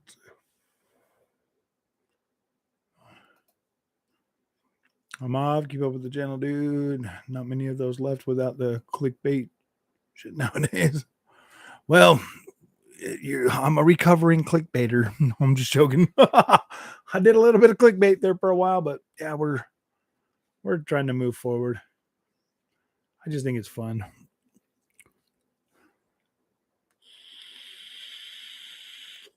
I really. Oh, and let's do the exact word. My toy is better. I like my plastic box. My plastic box does good plastic boxing. Ooh, plastic box wars. We're gonna have to start covering. We're gonna have to start covering that Soldier Boy thing, man. Dreamcast guy said it was great, right?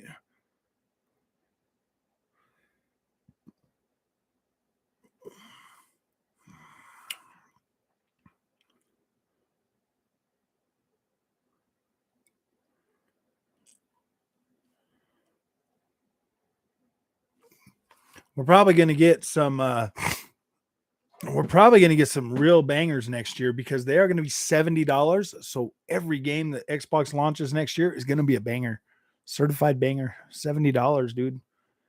$70. Still no first party games. Dude, like literally got Halo and Forza. Like, how are those not first party games, bro? Gosh, you're just delusional, man. Like, seriously, go play Ratchet and Clank again. 8K, 240 F. Yeah, exactly, dude. I like 8K. I might buy GTA 5 this weekend. I'm almost done with my backlog. Nice. and freaking dude, we even got like last year, didn't we also get like dude, we got a lot of first party games last year, bro. Like, what the freak is he talking about? What is he talking? Oh my gosh, dude. They spit on a Runa series, so now all of a sudden it's not a game. Well, okay, man. Like Halo, that was the first Halo game I ever beat. I thought it was fine.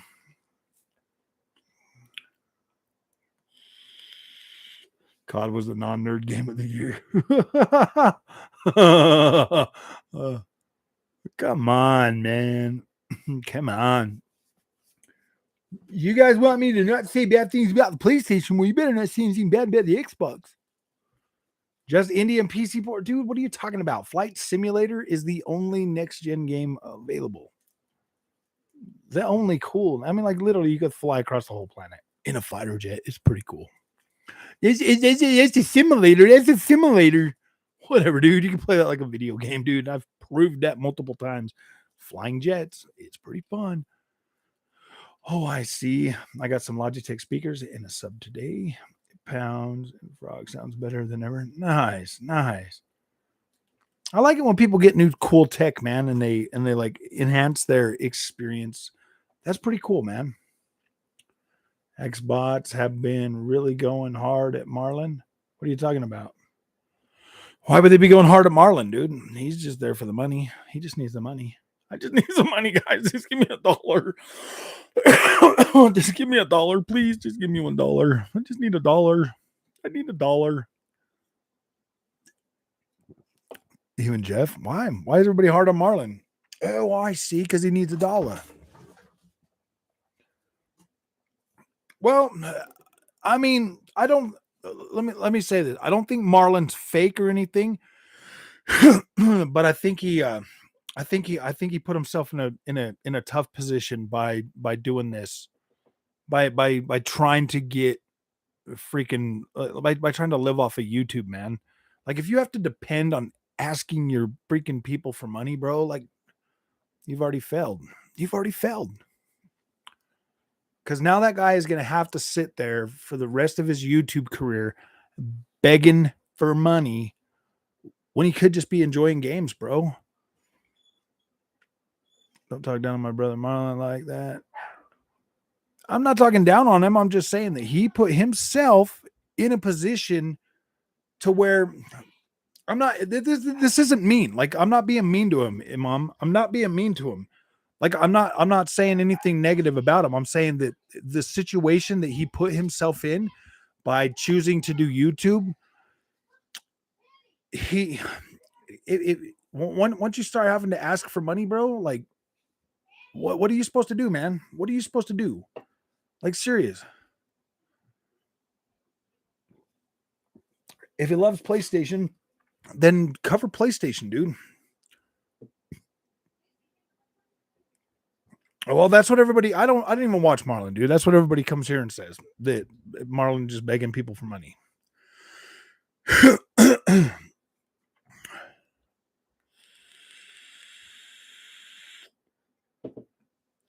He's still in the trade. I know, huh? You better do something. Well, I don't know, man. I'm not saying that he's bad, but everybody keeps coming to the stream and telling me that he's begging everybody for money.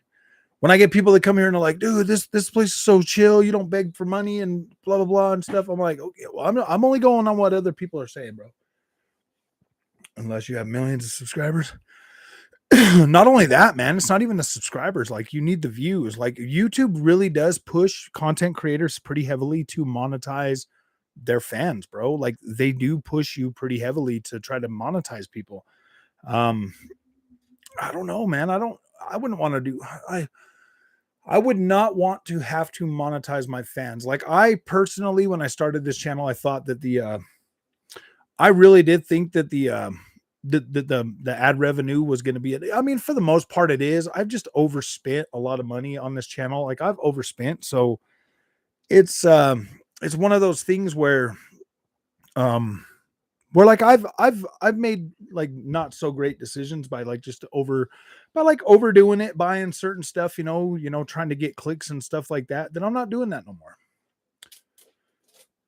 Yeah, I'm just saying, man, like it really sucks, man. Like, if like, from what I've heard from people, Imam, if it really is to the point where Marlon has to depend on people like dropping super chats and stuff, dude, like, oh man, like I feel bad for the guy. I feel bad. Sell that PS5 or recoup some losses. I know.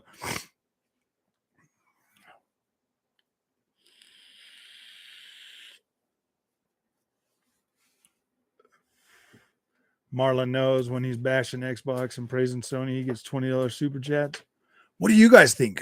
What's easier to monetize, Xbox fans or PlayStation fans? I noticed there's a whole lot of freaking Xbox hating PlayStation channels out there. All I do is damage control PlayStation. What are you talking about, dude? Seriously, you guys come, you say your nonsense. I don't know, dude. I don't feel like a damage control for anybody. I don't.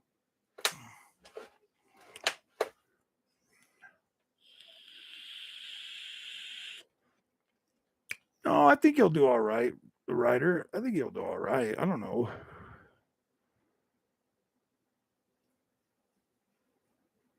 Oh,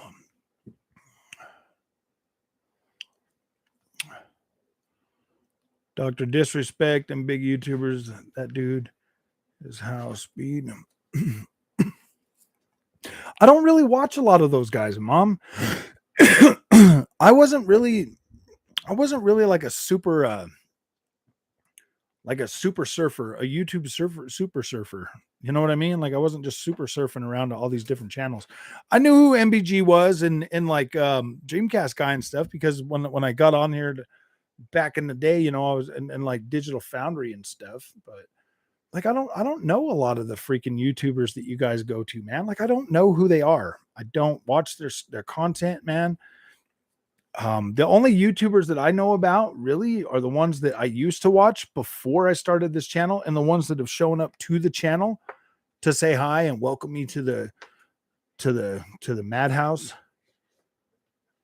Focuses on Sony. He doesn't speak much of Xbox. That's true. Like, I don't think like MBG or any of these guys are bad. Like, dude, they're just doing their hustle, trying to do their stuff, like trying to make their way on YouTube, man. Like, I'm doing the same thing. I'm trying to make my way, and I'm not saying anything bad. I just feel bad, man.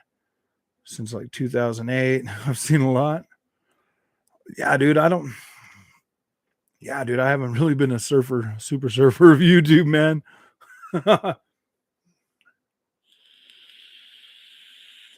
Marlon only has to buy one Sony game. I know. Since late 2020, early 21. I know. I just come here to hang out with people and try to be a little entertaining, man. Give you guys my thoughts on the stuff that I buy. That's all I'm trying to do. I'm not trying to get you to clean out your pockets to freaking support me or my gaming addiction or anything like that. I promise you. I promise you. I talk to everybody. I respond to people in the comments. Like, you know what I mean? Like, was Michael Does Live. I've seen a couple videos from him, probably watched like a couple minutes, and I was like, yep, not for me. I'm sorry. I mean, he's funny or whatever, but yeah, just not for me. The ones like Rich, like I used to watch Rich every once in a while before he started like talking to birds and taking his shirt off and stuff like that. Like the salt video guys are getting old. When people don't get upset, they try to bait them so they have something to post. Yeah. Oh man. That's what I'm I'm so glad I moved away from the whole salt thing too, man. Like I just saw that as a losing strategy pretty quick. Console wars losing strategy pretty quick. Especially for the content that I want to make when I started the channel. Like none of that's going to get me there, man.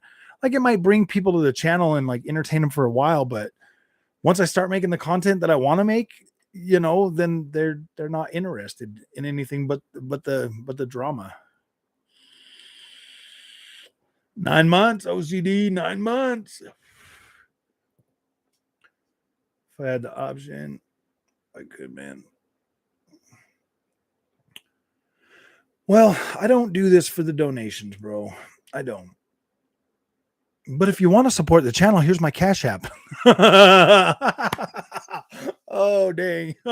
Oh, gosh, man.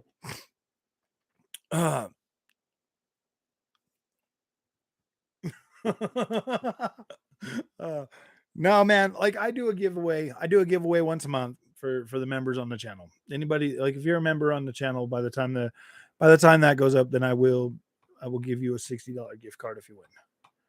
Yeah, $1 million. And if you want to support the channel, here's my Cash App. Oh man. I don't know, man. Like it kind of sucks that YouTube does that. They want you to monetize your fan base.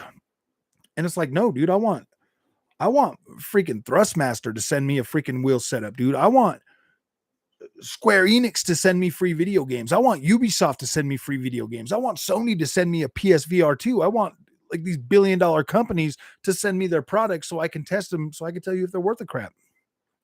I don't want to have to buy everything because I don't need everything. You know what I mean? But I mean, like, at what point do I like call it like, hey man, like, okay, I don't need this because like what point do I stop buying stuff to try to get clicks, man? I don't need to go out there and buy a whole bunch of stuff to review it for you guys. I want these companies to send me the stuff so I can review it. 2023, we will all win. Stay strong. Thank you, Mom. I appreciate it, bro. I have a 9 to 5 like most and trade stock. I don't have time to make a lot of vids, but as soon as I figure out what people talk about to get 1 million views, I will.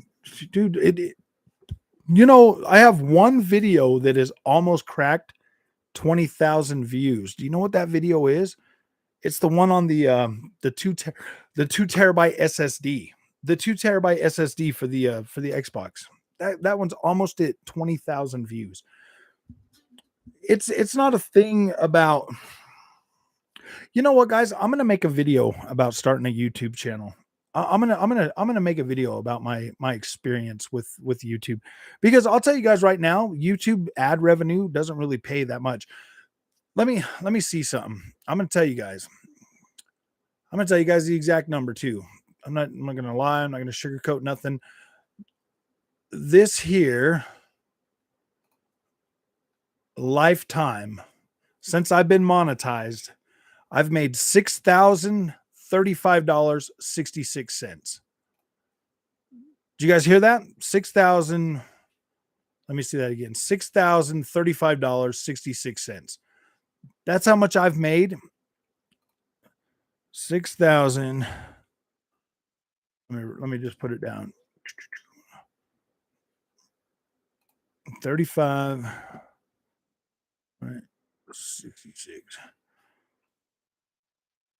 That's how much money. That's how much money I've made on YouTube since I've been monetized over for almost 2 years now. That's how much I've made.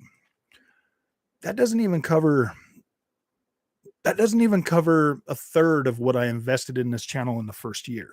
That doesn't even cover a third of what I've invested in this channel.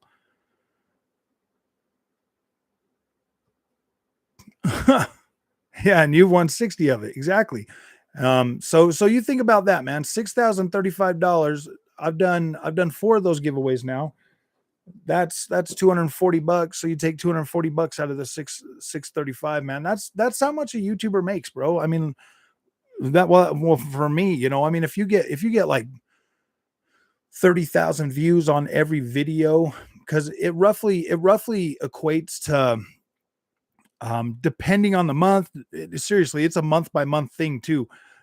January and February, you literally get like for 100,000 views, you might get like $150 for like December or whatever. Then December, October, November, and December are usually your better month for Dreamcast guy can only rent a room. Yeah, dude, you don't make a lot of money. You don't make a lot of money off of ad revenue. And there's a reason for that. They want you to depend on your thing. So say one of you guys drop me $100. Say you give me $100 super chat. I get $70 of that. YouTube get $30 out of that. So $70 is what I would get out of that. That's why they want, I mean, and it's fine. You know, I've got a free platform. I can post whatever I want. I can do that. I have the opportunity to like get views and make money on it. But gaming channels, we don't get high ad revenue because they don't put a lot of cool freaking ads on there that people are getting. I mean, like people, they don't put certain ad. Like if you're doing something like accounting videos or something, and then they're putting like, you know, like investing things on your thing and stuff, those ones pay a lot more ad revenue. So you make a lot more ad revenue off of that.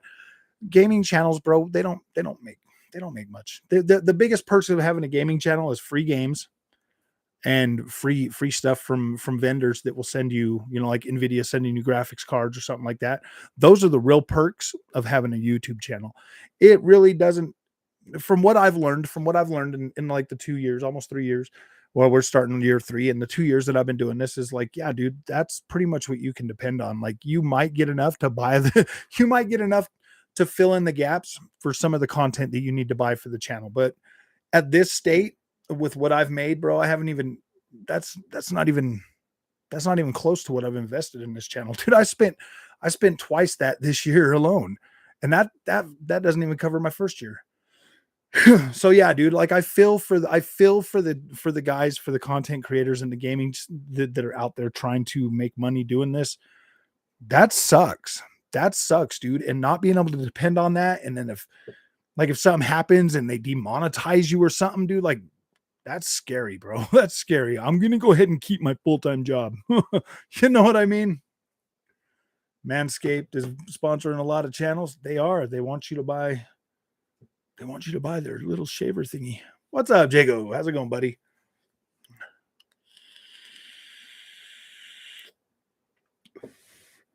But there you guys go, man. That's exactly what I've made.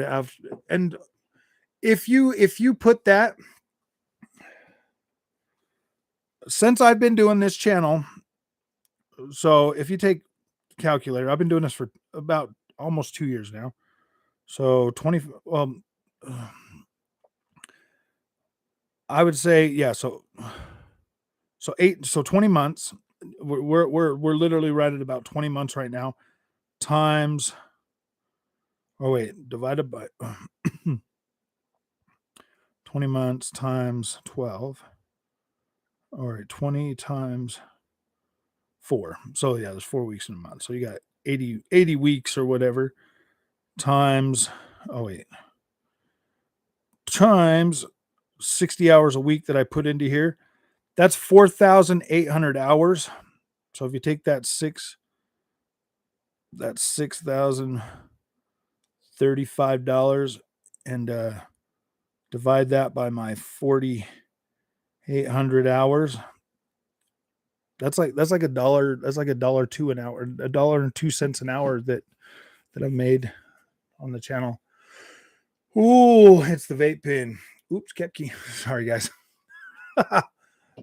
That sounds pretty good, huh, man? I'm making dude, I'm almost making 1950s wages, bro, on this channel. You know what I mean? Like, woo, we hang out and make nothing. We hang out and make nothing. I know, huh? You guys are making nothing. Chat pay for his chat pay for his lawn equipment. Oh, dang. Yeah. So I mean, like, that's why I don't really go out of my way to, that's why I really don't try to criticize what other content creators are doing, because I just don't care. I just don't want them. Boggle watchers and haters who don't have no content. That's why I just don't. I try not to.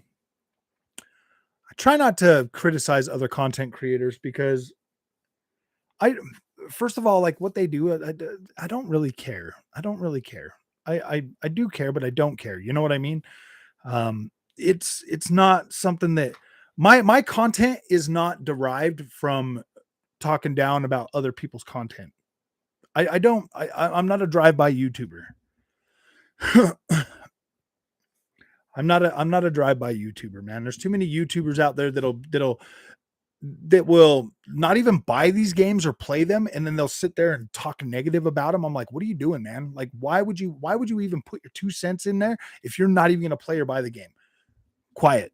First of all, if they don't play the game, I wouldn't listen to them at all. I'd just be like, all right, whatever, bye. MBG twist everything. I used to like Marlon until I saw that shit. Begging your chat for your personal things is super sad. Yeah. My opinion for games is cool. Yeah, I mean, like, dude, I don't know. I don't know, man. There's a fine line. There is a fine line, man. Like, I know that I know that I do enough work to where I know that I do enough work on this channel, and I save people enough money sometimes that when people do donate to the channel and stuff, I don't get offended by that or anything like that, because it's like, all right, cool, man. Like, I know that I do enough and I entertain people enough, but at the same time, dude, I'm not gonna sit and ask people for money, bro. Happy New Year. What? Who cares? Who cares? Not me. And next year will be prosperous for you. And I'm just, yeah, dude, next year's going to be pretty fun.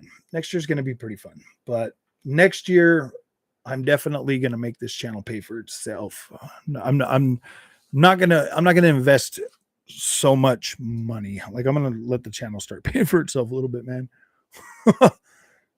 There's other things in life that are starting to get more important, you know, that I need to. I've invested a pretty decent amount of money in here, bro.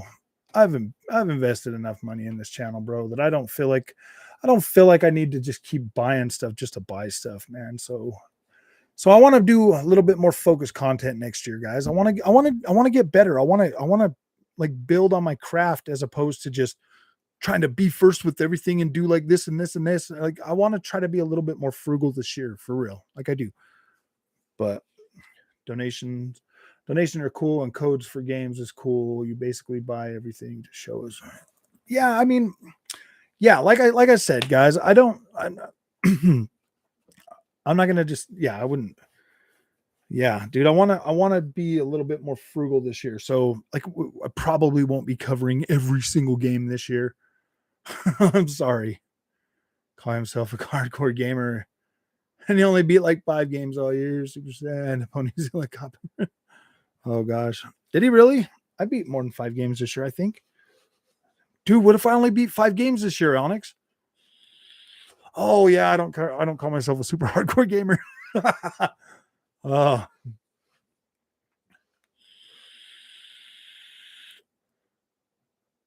Don't Put your donation option out there. How will people know? LOL, no shame in my game, LOL. Yeah. No, I mean, YouTube gives you little things that you can flick on. I flicked them all on and it was like, all right, cool. The channel has came a long way. Yeah, I think so. I think we can get better. I think there's always room to grow. I definitely appreciate all the feedback I get on the channel. I'm a hardcore gamer for someone with 5 kids and a mortgage. I know. I'm a hardcore gamer. I mean, seriously, if you're, I don't know. You try 300 games, Frog MBG. Don't buy games, and when you buy, you only buy like 5 or 6. Yeah, that's true, man. I've tried a lot of games. I played over 100 games on the PlayStation 5. I played over 100 games or something on the Xbox, and I've bought more than 120 games just on the PC this year. So yeah, dude, I would say I played a lot of games this year. That's a lot of games, and I buy a lot of them. This year has been pretty good though, man. Like 2022 was pretty good for getting code for games, man. Like toward the end, I was starting to get them, toward the end of the year, I was starting to get things a little bit more, a little bit closer to launch, dude. I got a couple of them like way before launch, so I was able to really put together some good content on those. But MBG Game Pass sucks or overhyped. Thank you, OCD Gamer. You're not just saying that because you want a game. No, I'm just. Yeah, a pony. I like ponies. Ponies, Peggies, and unicorns are always welcome. Peggies, ponies, and unicorns are welcome. Unicorns.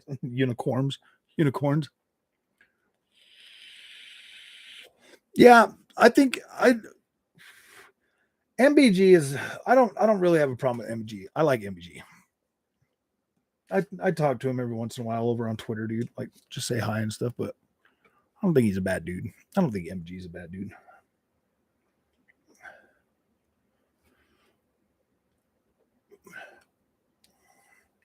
He's definitely good at what he does, man.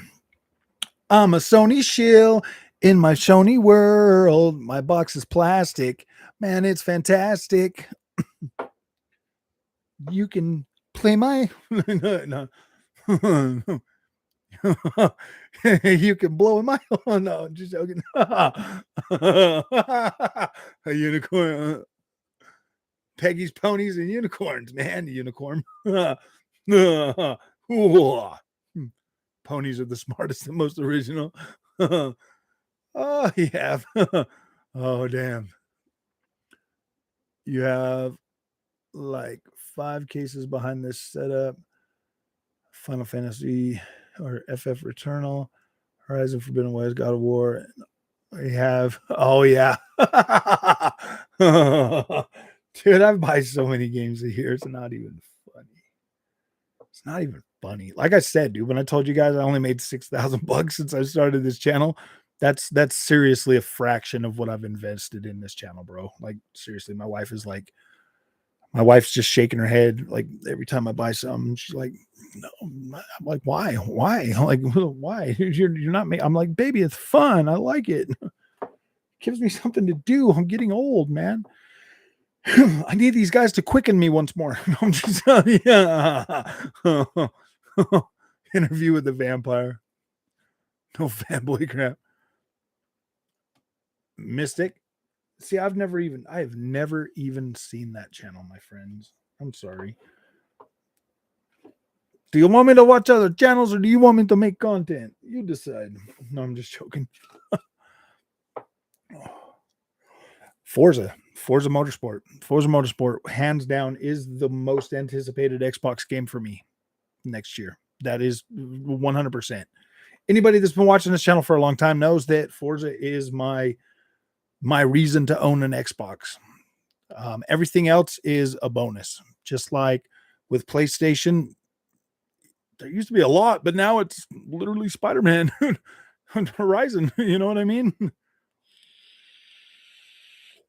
Damn, financial officers always getting in the way. I know. Oh. Why do you need another TV? because it's cool and everybody says that LG is the best. She's not like that. She's like, you don't need another TV. And I'm like, you're right. I don't need another TV, but I would like one. I would like one. I like Horizon Forgotten the West, dude. Horizon Forgotten the West. I'm getting a DLC for it next year. It's going to be so cool. Watch other channels while you stream. No, I don't want to be I don't want to be one of those guys, because then that opens me up to those guys making fun of my channel. And I'm a little bit insecure. No, I'm just joking. Well, see, here's the thing, dude. I was smart. I just gave my daughter access to my Xbox account. So raising her is easy. She just plays the video games. No, I'm just joking.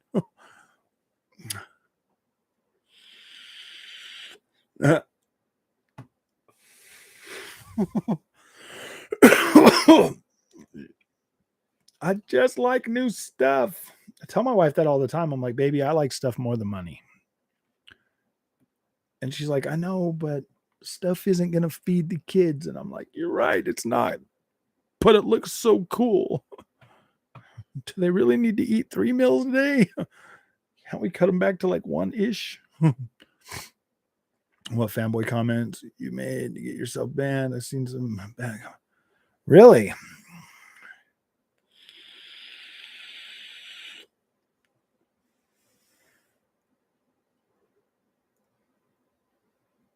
What Xbox channels insta-ban you?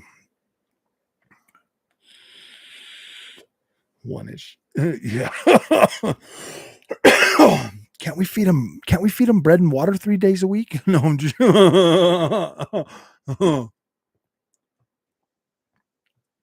they're so insecure. Maybe. Hey, look at that little feller. Hey, little fella. You gonna come out and play today? No. Sorry.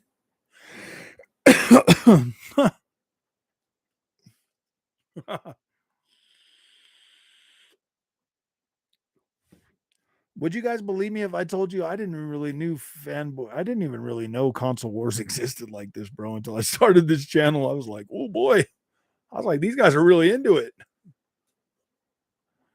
And you know what the funny thing is like I've never lied to anybody about any of the stuff that I've said. Like it's literally always just been like my my opinion, you know what I mean?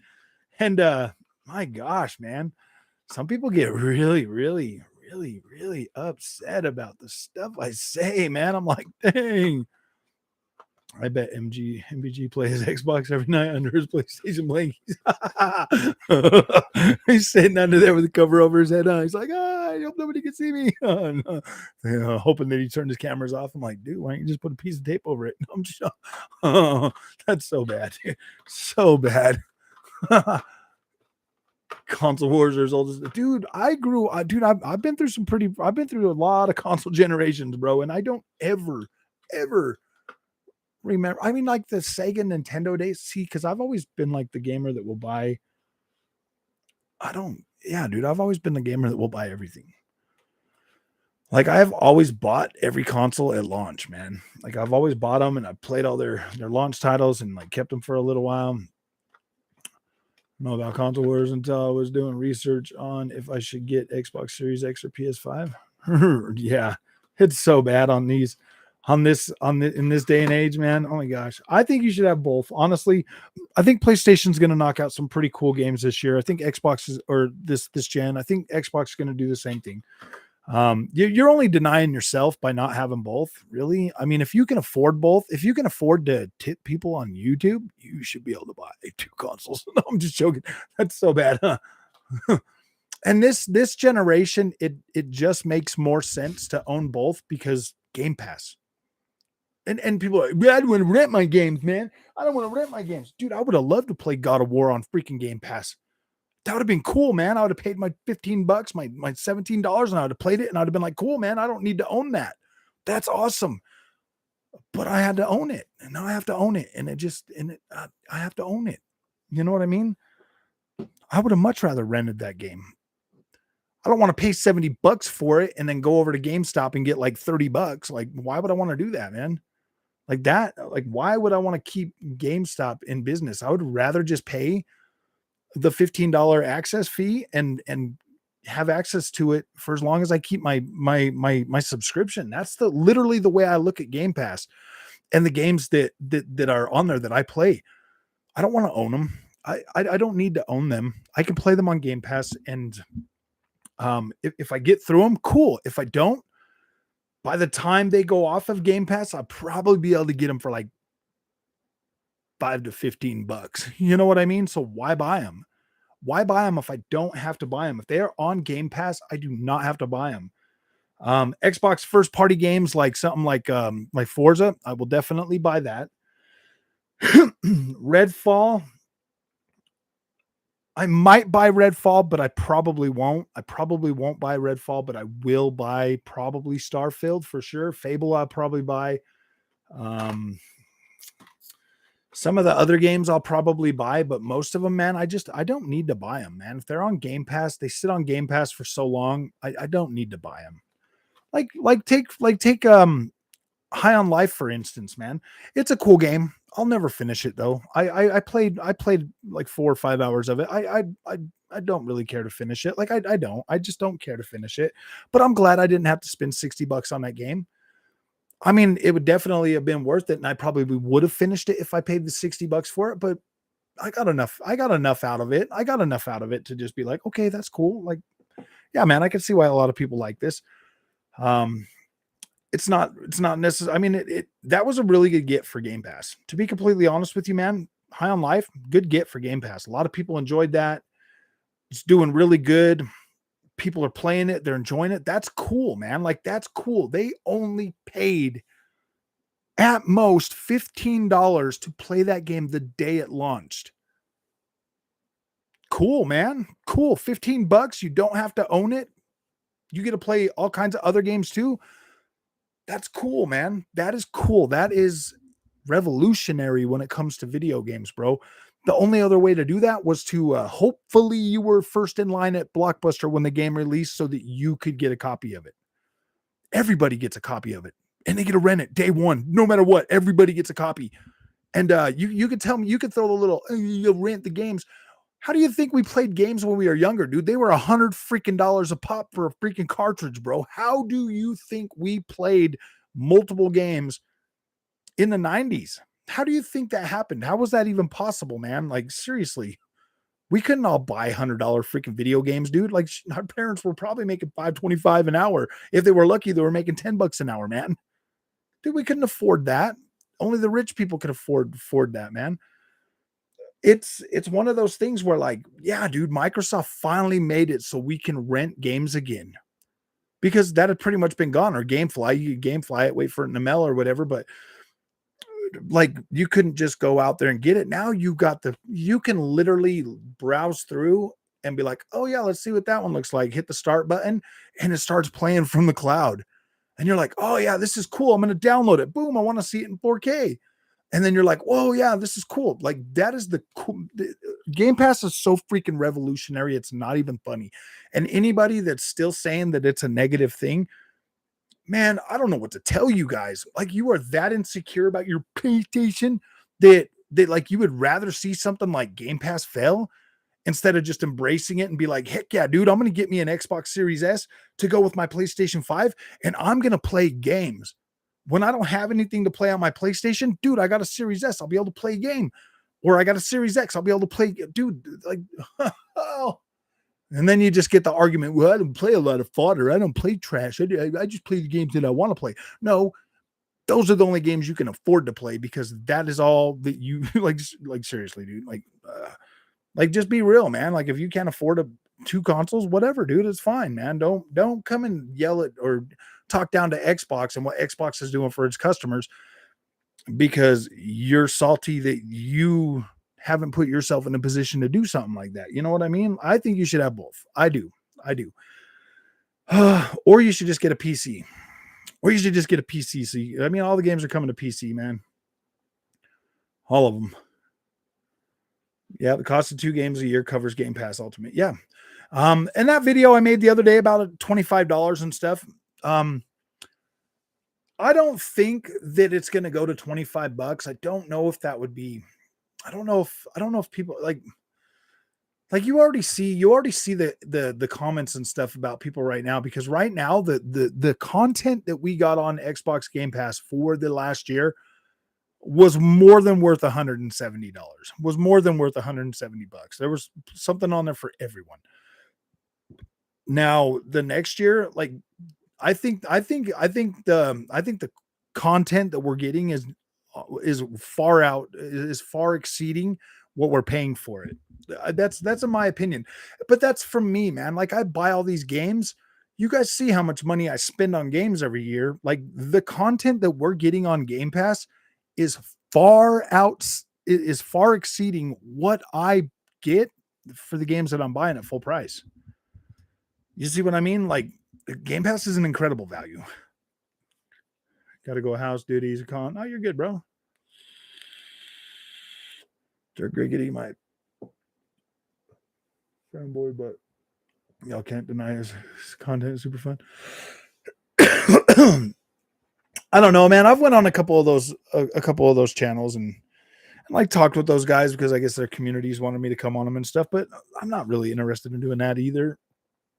I mean, I like what the guys are doing for the community, but I have my own thoughts, my own little vision about what gaming is, and I don't know, man. Like I was missing something. I was clearly missing something before. You know, when I was gaming, when I was just going through the motions and buying all these games and playing them and stuff. And now I think I've found that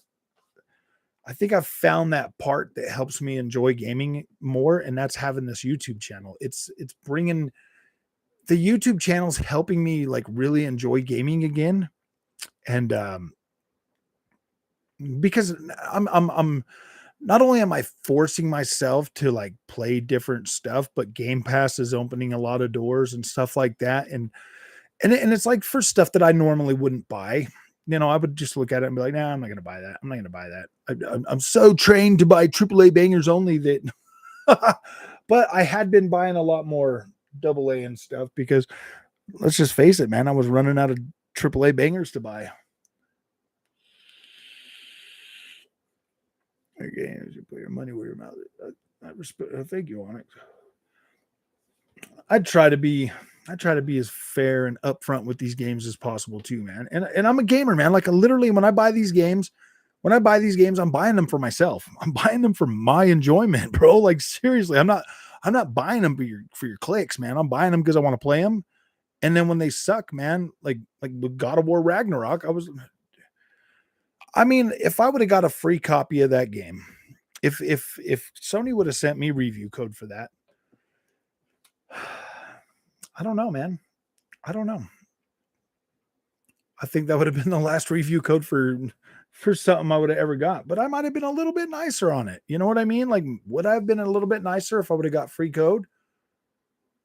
I probably would have emphasized the graphics more like everybody else did. That's probably what I would have done. That's probably what I would have done. I would have probably put more emphasis on the graphics. Because like that's not deniable. You know, I probably because I mean you kind of have to, like, you don't have to say nice things about games that they give you, but it does kind of help if you do emphasize the things good about them a little bit more. I have learned that, like, it does kind of help your chances. Like if you don't like the game and you say like, well, I mean, like the graphics are really good, this part was pretty decent, but you know, I feel like my review would have been pretty close either way if they would have gave it to me. As you said, hold up now. That why telling about MBG claim to be king of ponies and Xbox gamers don't buy games, but he is a perfect example. Oh, dude, there's a lot of them, man. See, like Dreamcast guy, I believe that he gets the games. I don't know if he buys them or what, or I think he's probably got it. I think he's probably got a friend that works at like GameStop or something that helps him get early access. Because I don't think Dreamcast guy depends too heavily on getting review code because he complains about every game. Like it just depends. Like if he starts to feel the wind going negative, boom, he's on it. And I don't like that. I don't like that. I don't want to be one of those people. Like I play the games. Like take for instance Saints Row. Saints Row. It got one of the heaviest hate trains out there. That is a perfectly average game, guys. Like it is a perfectly average game. It wasn't selling for the $70 AAA banger price. It was selling at the new and improved AA price, and it was it was it was fairly, I mean, it was average, dude. Like it's not going to win game of the year, but it's not, but I mean, yeah, dude, it was average. I don't know. I don't think it was complete trash, but it was average. I had a good time playing it, man. It was kind of fun. I didn't mind I didn't mind playing it. I don't feel like I wasted my time playing Saints Row. I don't feel like I wasted my time, guys. Barbara Walters. Can't bash Xbox. Here, bots. The bots time you out. Why would you bash people for liking an Xbox anyways, dude? That's what I don't understand. Why bash them? See, like pretty much I named this channel Xbox Centric because I'm I clearly I have a bias towards Xbox. It's my number one platform right now. So yeah, dude, I'm going to be covering a lot more Xbox stuff more frequently because I buy all my third-party games there.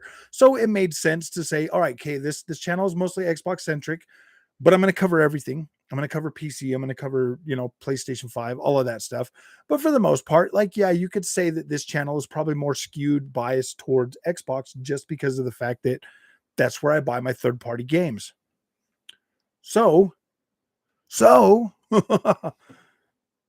yeah, but I just still cover PlayStation and the other thing too. So if you come to this channel as a PlayStation fan, you're probably going to understand and know that most of the community here is probably going to be people that either own both or are Xbox fans, So if you're a PlayStation fan and your only reason is coming here to bash the other people in the community, yeah, we're going to block you. We're going to block you. We're going to get rid of you. If that is your sole purpose for coming to this channel is to bash the people that come here because they want to hang out and they want to talk video games, yeah, dude, we're just going to ban you. We're not, we don't care anymore, man.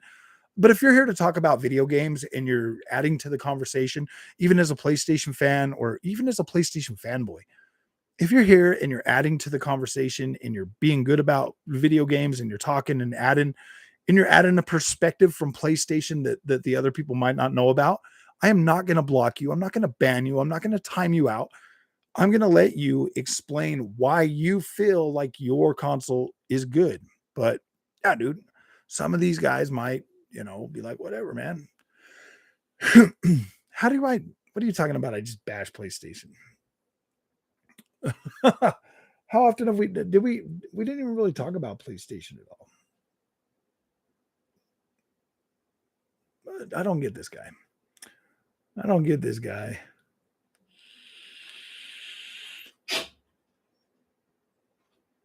That's the type of, yeah. The ones that come here to just bash the Xbox guys, dude, yeah, you can block them. Bye-bye. One thing I've learned about this community is because I used to really be super lenient with like the fanboys, dude. I used to be super, super, super lenient with them. And like I didn't want to block anybody, man, because I want everybody. But dude, there gets to be a point where it just gets to be too much. And the people that have been here for a long time, they know.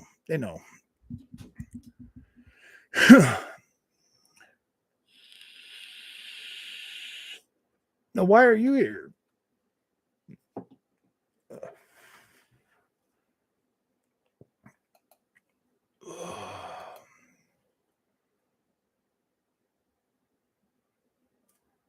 Yeah. All right. We're done with him. Sad face. I don't know why none of you guys are doing anything to block him. He's just saying negative stuff, man. Like we don't need that negative energy. Who cares? Who cares? There's plenty, dude. He's got plenty of PlayStation bangers to go home and play, dude. It's fine, right? Go play your bangers. COVID is back, I think. I think so too. Some people like that. Yeah, exactly, dude. I don't care if people like PlayStation. I got a freaking PlayStation, dude. I pay my PlayStation tax, guys. I pay it. How's it going, Fatal? How you doing, buddy? I pay my PlayStation tax. That's my point. You get to every channel with that mentality, you're gonna get insta ban. Exactly, dude. I'm tired of the ignorant fanboys, dude. I am. Like, I don't care. I don't care about their negativity, man. If they want to come here and call the community Xbots and whatever, dude, they can. I mean, like, we know when they're joking, dude. Some of them just take it a bit too far, man. I don't know why, dude. Just move along, man. Go play your bangers. Go play your bangers. Go play your bangers at 1296p. No, I'm just joking. Go play your bangers at 1296p, man. Just do it. I'd suggest you get a 1440p monitor so they don't look blurry. My son was diagnosed with COVID a few weeks ago. Oh my gosh. Hopefully they're all right. COVID will never go away.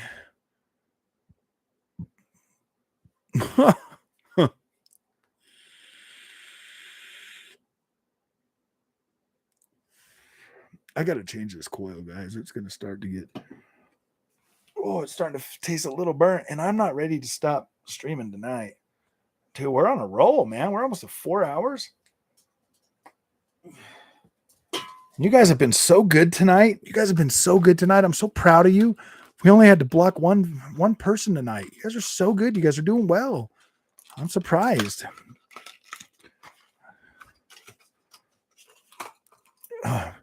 Sorry, we were taking up too much of UMAD's time. He needs to get back to his bangers. So, I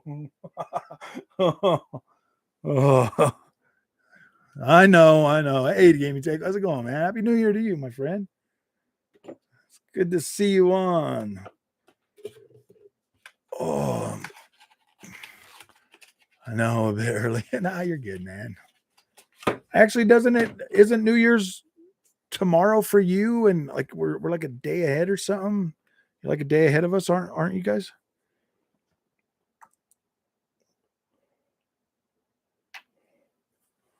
Oh man, I just can't wait. I'm not gonna get the PSVR. I'm gonna get a better racing cockpit. I have to, man. Forza's coming out. I just bought Automobilista 2 for the PC. I got Project Cars 3. I got everything. So we'll start making some cool videos. I'm gonna jump on that tomorrow. Make you guys some really cool. I'm gonna get you guys some really cool freaking racing videos. Ponies are scared out of their mind. That Xbox might be better. Yeah, I think the Xbox is going to surprise people next year. I do. I have faith that Xbox is going to launch games that are going to be playable. They're going to be competent. They're going to be good. They're going to look fine. I really don't have any doubt. Like, why, dude? Worst case scenario, they could be average games. You know what I mean? Or some more of that, I don't know. I think Game Pass really does give them the opportunity to experiment with different type of stuff, and I like that. Like, we got, what was that game Ninja Theory did? What was that one they did, that multiplayer game that thing they did? What was that called again, man? Like, it wasn't that great, but like, it gives them the opportunity to explore new things and put out stuff, like Pentiment. As dusk falls, stuff like that. It gives them the opportunity to make these things, to find out if, hey man, is there something here? That's cool, man. I like the fact that you can do that. Like, I like how Game Pass is set up, guys. I do. I feel like Game Pass will give us the opportunity. I feel like Game Pass gives developers an opportunity to really create things that are going to be meaningful, or to try new things that they couldn't get, because all right, think about it this way. Say they do an experimental game and they put it on Game Pass, right? Say say 40 million people play that game and like 60% of them complete it. If 60% of people complete that game and it's good, but it's like a little janky or whatever, because it's like an indie title or something, 60 million people beating that game, that's enough. Or like 60% of people beating that game is like, ooh, dang, man, we should definitely take this to the next level and figure, you know what I mean? Like it just gives them a way to create cool things. Redfall looks the most fun. It does. I do. I'm excited for Redfall. I don't know if I'm going to buy that, but I'm definitely going to play that. Like I'm fairly hyped for Redfall. Game Pass first quarter have a bunch of good games: Life of P, Monster Hunter, Atomic Heart, Forza Motorsport, and Redfall. I was seeing something that you might get Starfield before Redfall. How would that make you guys feel? What if you're getting Redfall in June and you're getting Starfield in February? You know what I mean? Or March or something. What if you're getting I kind of hope we're getting Forza Motorsport soon. Like I just want Forza Motorsport like really bad. Oh, hopefully more of the dev team don't fall defending Ukraine. Yeah. It really sucks. I wish that freaking war thing would be done with. Wrong first impressions. Most people don't even know it's part RPG. I don't know, man. What I've seen of Redfall, definitely I would play that game. Why wouldn't I play that game? It looks cool. It looks fun. Like it looks good. Like why would I not play Redfall? You know what I mean? Like why wouldn't I? Depending on like the characters, if I can find one of the characters. So games like that, it's usually like, which character would I want to play? Are any of the characters interesting? If the characters aren't interesting, then it's like, oh boy, that's pretty much where I'm at with those types of games. Like, are the characters interesting? Atomic Heart looks pretty good. I definitely put that in my top 6 games that I'm looking forward to. Because I feel like those 6 games are going to be like ones that I'm going to be able to focus a little bit of time on. I'm hoping that that's the way they turn out. I want all 6 of those games that I put up there to be something interesting. Amazing visuals. Yeah, that's pretty good. Xbox gamers said it looked woke. Really? I'm not gonna lie, that's kind of what I thought too, but whatever. Oh my gosh, dude, I'm out of Mountain Dew. Oh, we're out of Mountain Dews. Guess we're not drinking no more soda tonight.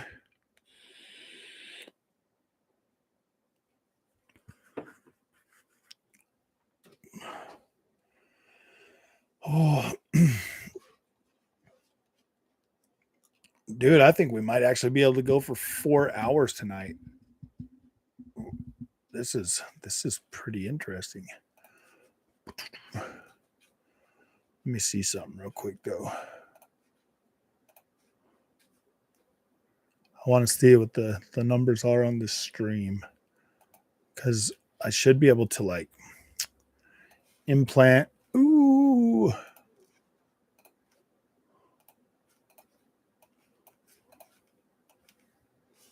No, I don't want to do that. Babushka. Sheesh. All right, let's see. Oh, I see. Need to pick this one back out.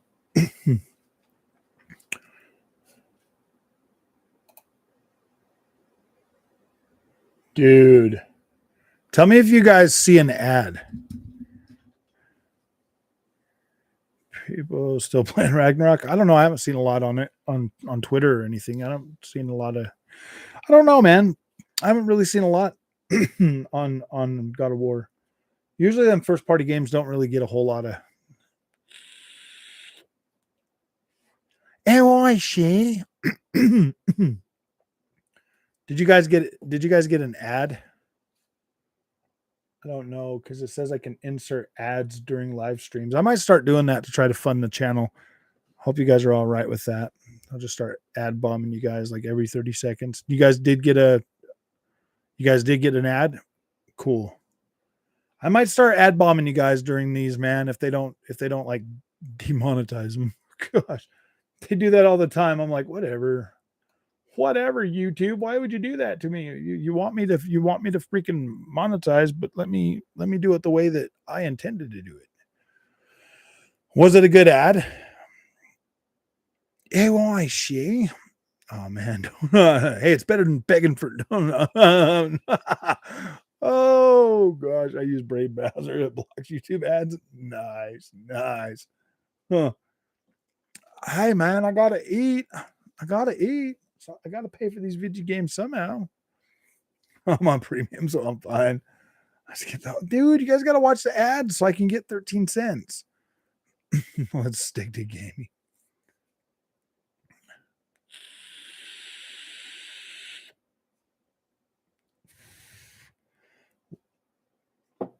Dude, I've got so many things to open up.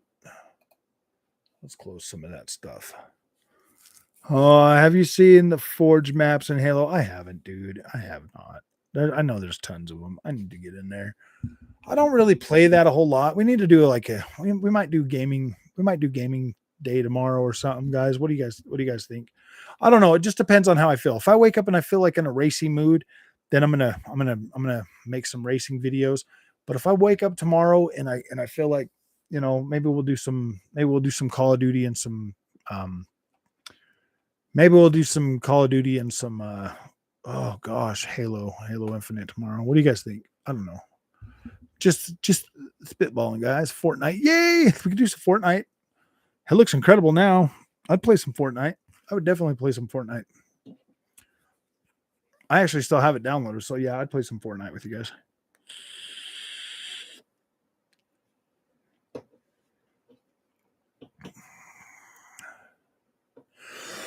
I swear Shadow was a super bot just a year ago. No. Shadow, he's not a bot. He's our resident PlayStation fan. He likes PlayStation. Oh, man. Everybody's liking Fortnite now because it looks pretty. I'm playing Halo right now. Yeah. Oh. Only reason people like Fortnite right now is because it's using Unreal Engine 5.1. If it wasn't Unreal Engine 5.1, nobody would care about it. They'd have been like, oof. I should move on from Halo, focus on something else. Like what? What do they do, man? Halo definitely deserves to be continued. Halo's a good platform, a good franchise. It can keep going. They do need to get a little bit more creative with it, for sure, though. I mean, like that's definitely something they need to do. I wish they would focus on more story content for real, because I like the story content.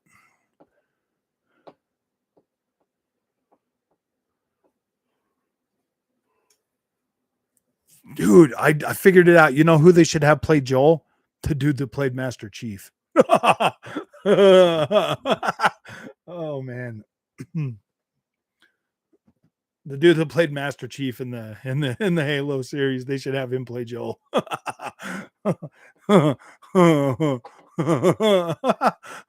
it was amazing. Really wish they did split screen. I really wish they would have done some other biomes, man. Like I would like to see some different biomes in there. That would be kind of cool. Like maybe a desert biome or yeah, I don't know.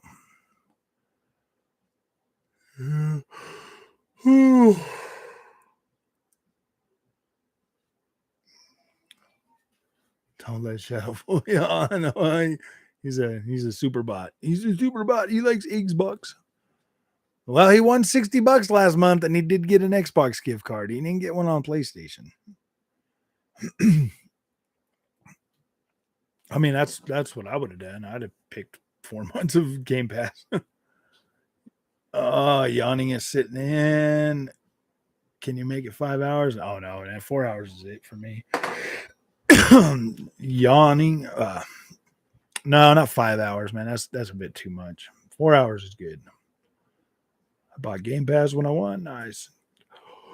Oh, I still want to take a shower, man. I've been up since 4:30 this morning, guys. Actually, use QD scan. I might consider it after 4 a.m. here. Oh wow. Oh yeah. Yeah, it's 9:05.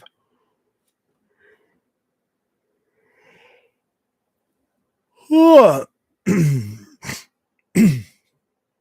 Shadow's good.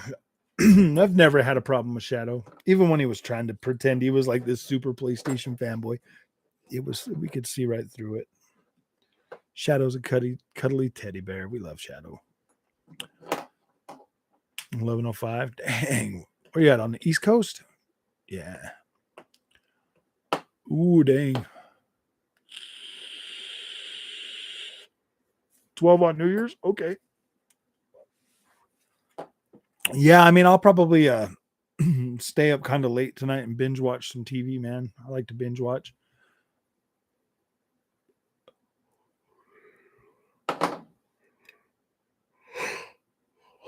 Thanks to this new chair, I was able to go 4 hours, guys. It's thanks to this new chair.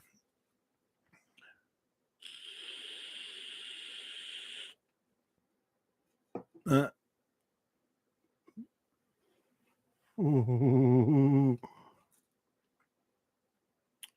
Yeah, it's actually pretty nice being able to sit back in it. It's pretty good. I don't think it's gonna last like super long. Maybe a little more than a year. I don't know. I mean, for $140 or $180 after shipping, dude. I don't know, man, if it's worth it, dude. To tell you the truth, I would have much rather put the money into a sim racer. But I wasn't thinking that way. I wasn't thinking that way when we ordered the chair. Like I had, but now that I've got my PC working with my racing sim, yeah, dude. Whoo boy. And I just run it to the 4K screen. So great. So great. So great. You don't even know. So great. And all my games are running at over 120 frames a second. I'm like, yes, this is great. So, all right, my friends. Office chairs are the way to go. I've been hearing that. I've been thinking about that, but they're like 3 times as much as gaming chairs, man. Like they're expensive. But I don't know. I might just have to start doing all my videos standing up. Standing up is probably better. But all right, guys, I'm going to get a shower. I'm going to lay down. I'm going to watch some TV. And then I'm going to wake up tomorrow and we'll see how I feel. I might just do like some streaming in the morning, but yeah, thank you guys for coming, man. It's been a fun stream. I really appreciate it. Have you seen all the blue people? And I have not yet, bro. As soon as it comes to HBO Max, I'll see it. Pony out. You guys have a good pony day. I'll wake you up at 6 a.m. Good luck. I'll try to wake up. I probably already will wake up at 6. That's like my old man alarm clock, my inner old man alarm clock. It makes me wake up early in the morning. But yeah, dude, this is a good stream, man. 4 hours. I mean, we've done 4 hours before, but it's pretty good to do one tonight, man. It was actually pretty fun. Worked out nice. You guys have fun. We will see you. Actually, we're going to let the clock tick down to 4 hours. Everybody stay here. Make sure everybody's liked and subscribed. We need all those subscribers.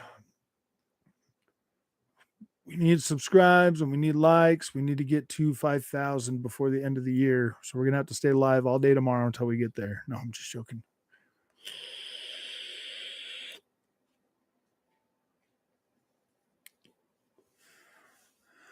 Maybe I should do that live stream until I hit 5K.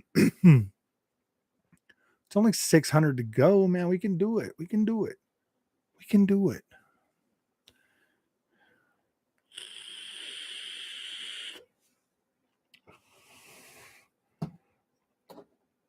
Can we hit? Oh, wait. Yeah, we still got a whole nother freaking day. 12:30 tomorrow and then the next day. But I have Monday off, so maybe we can make it happen. Maybe we can make it happen. Maybe. Yes, we can. Maybe we will. Maybe we should try that. Let's see if we can do it. I'll go live from Streamlabs tomorrow so that I can do some video gaming. We'll try it. Actually, I don't think we'll be able to make it, dude. It'll be too hard, but we'll try. We'll try. All right, guys. 9, 8, 7, 6, 5, 4. Hasta la vista, babies.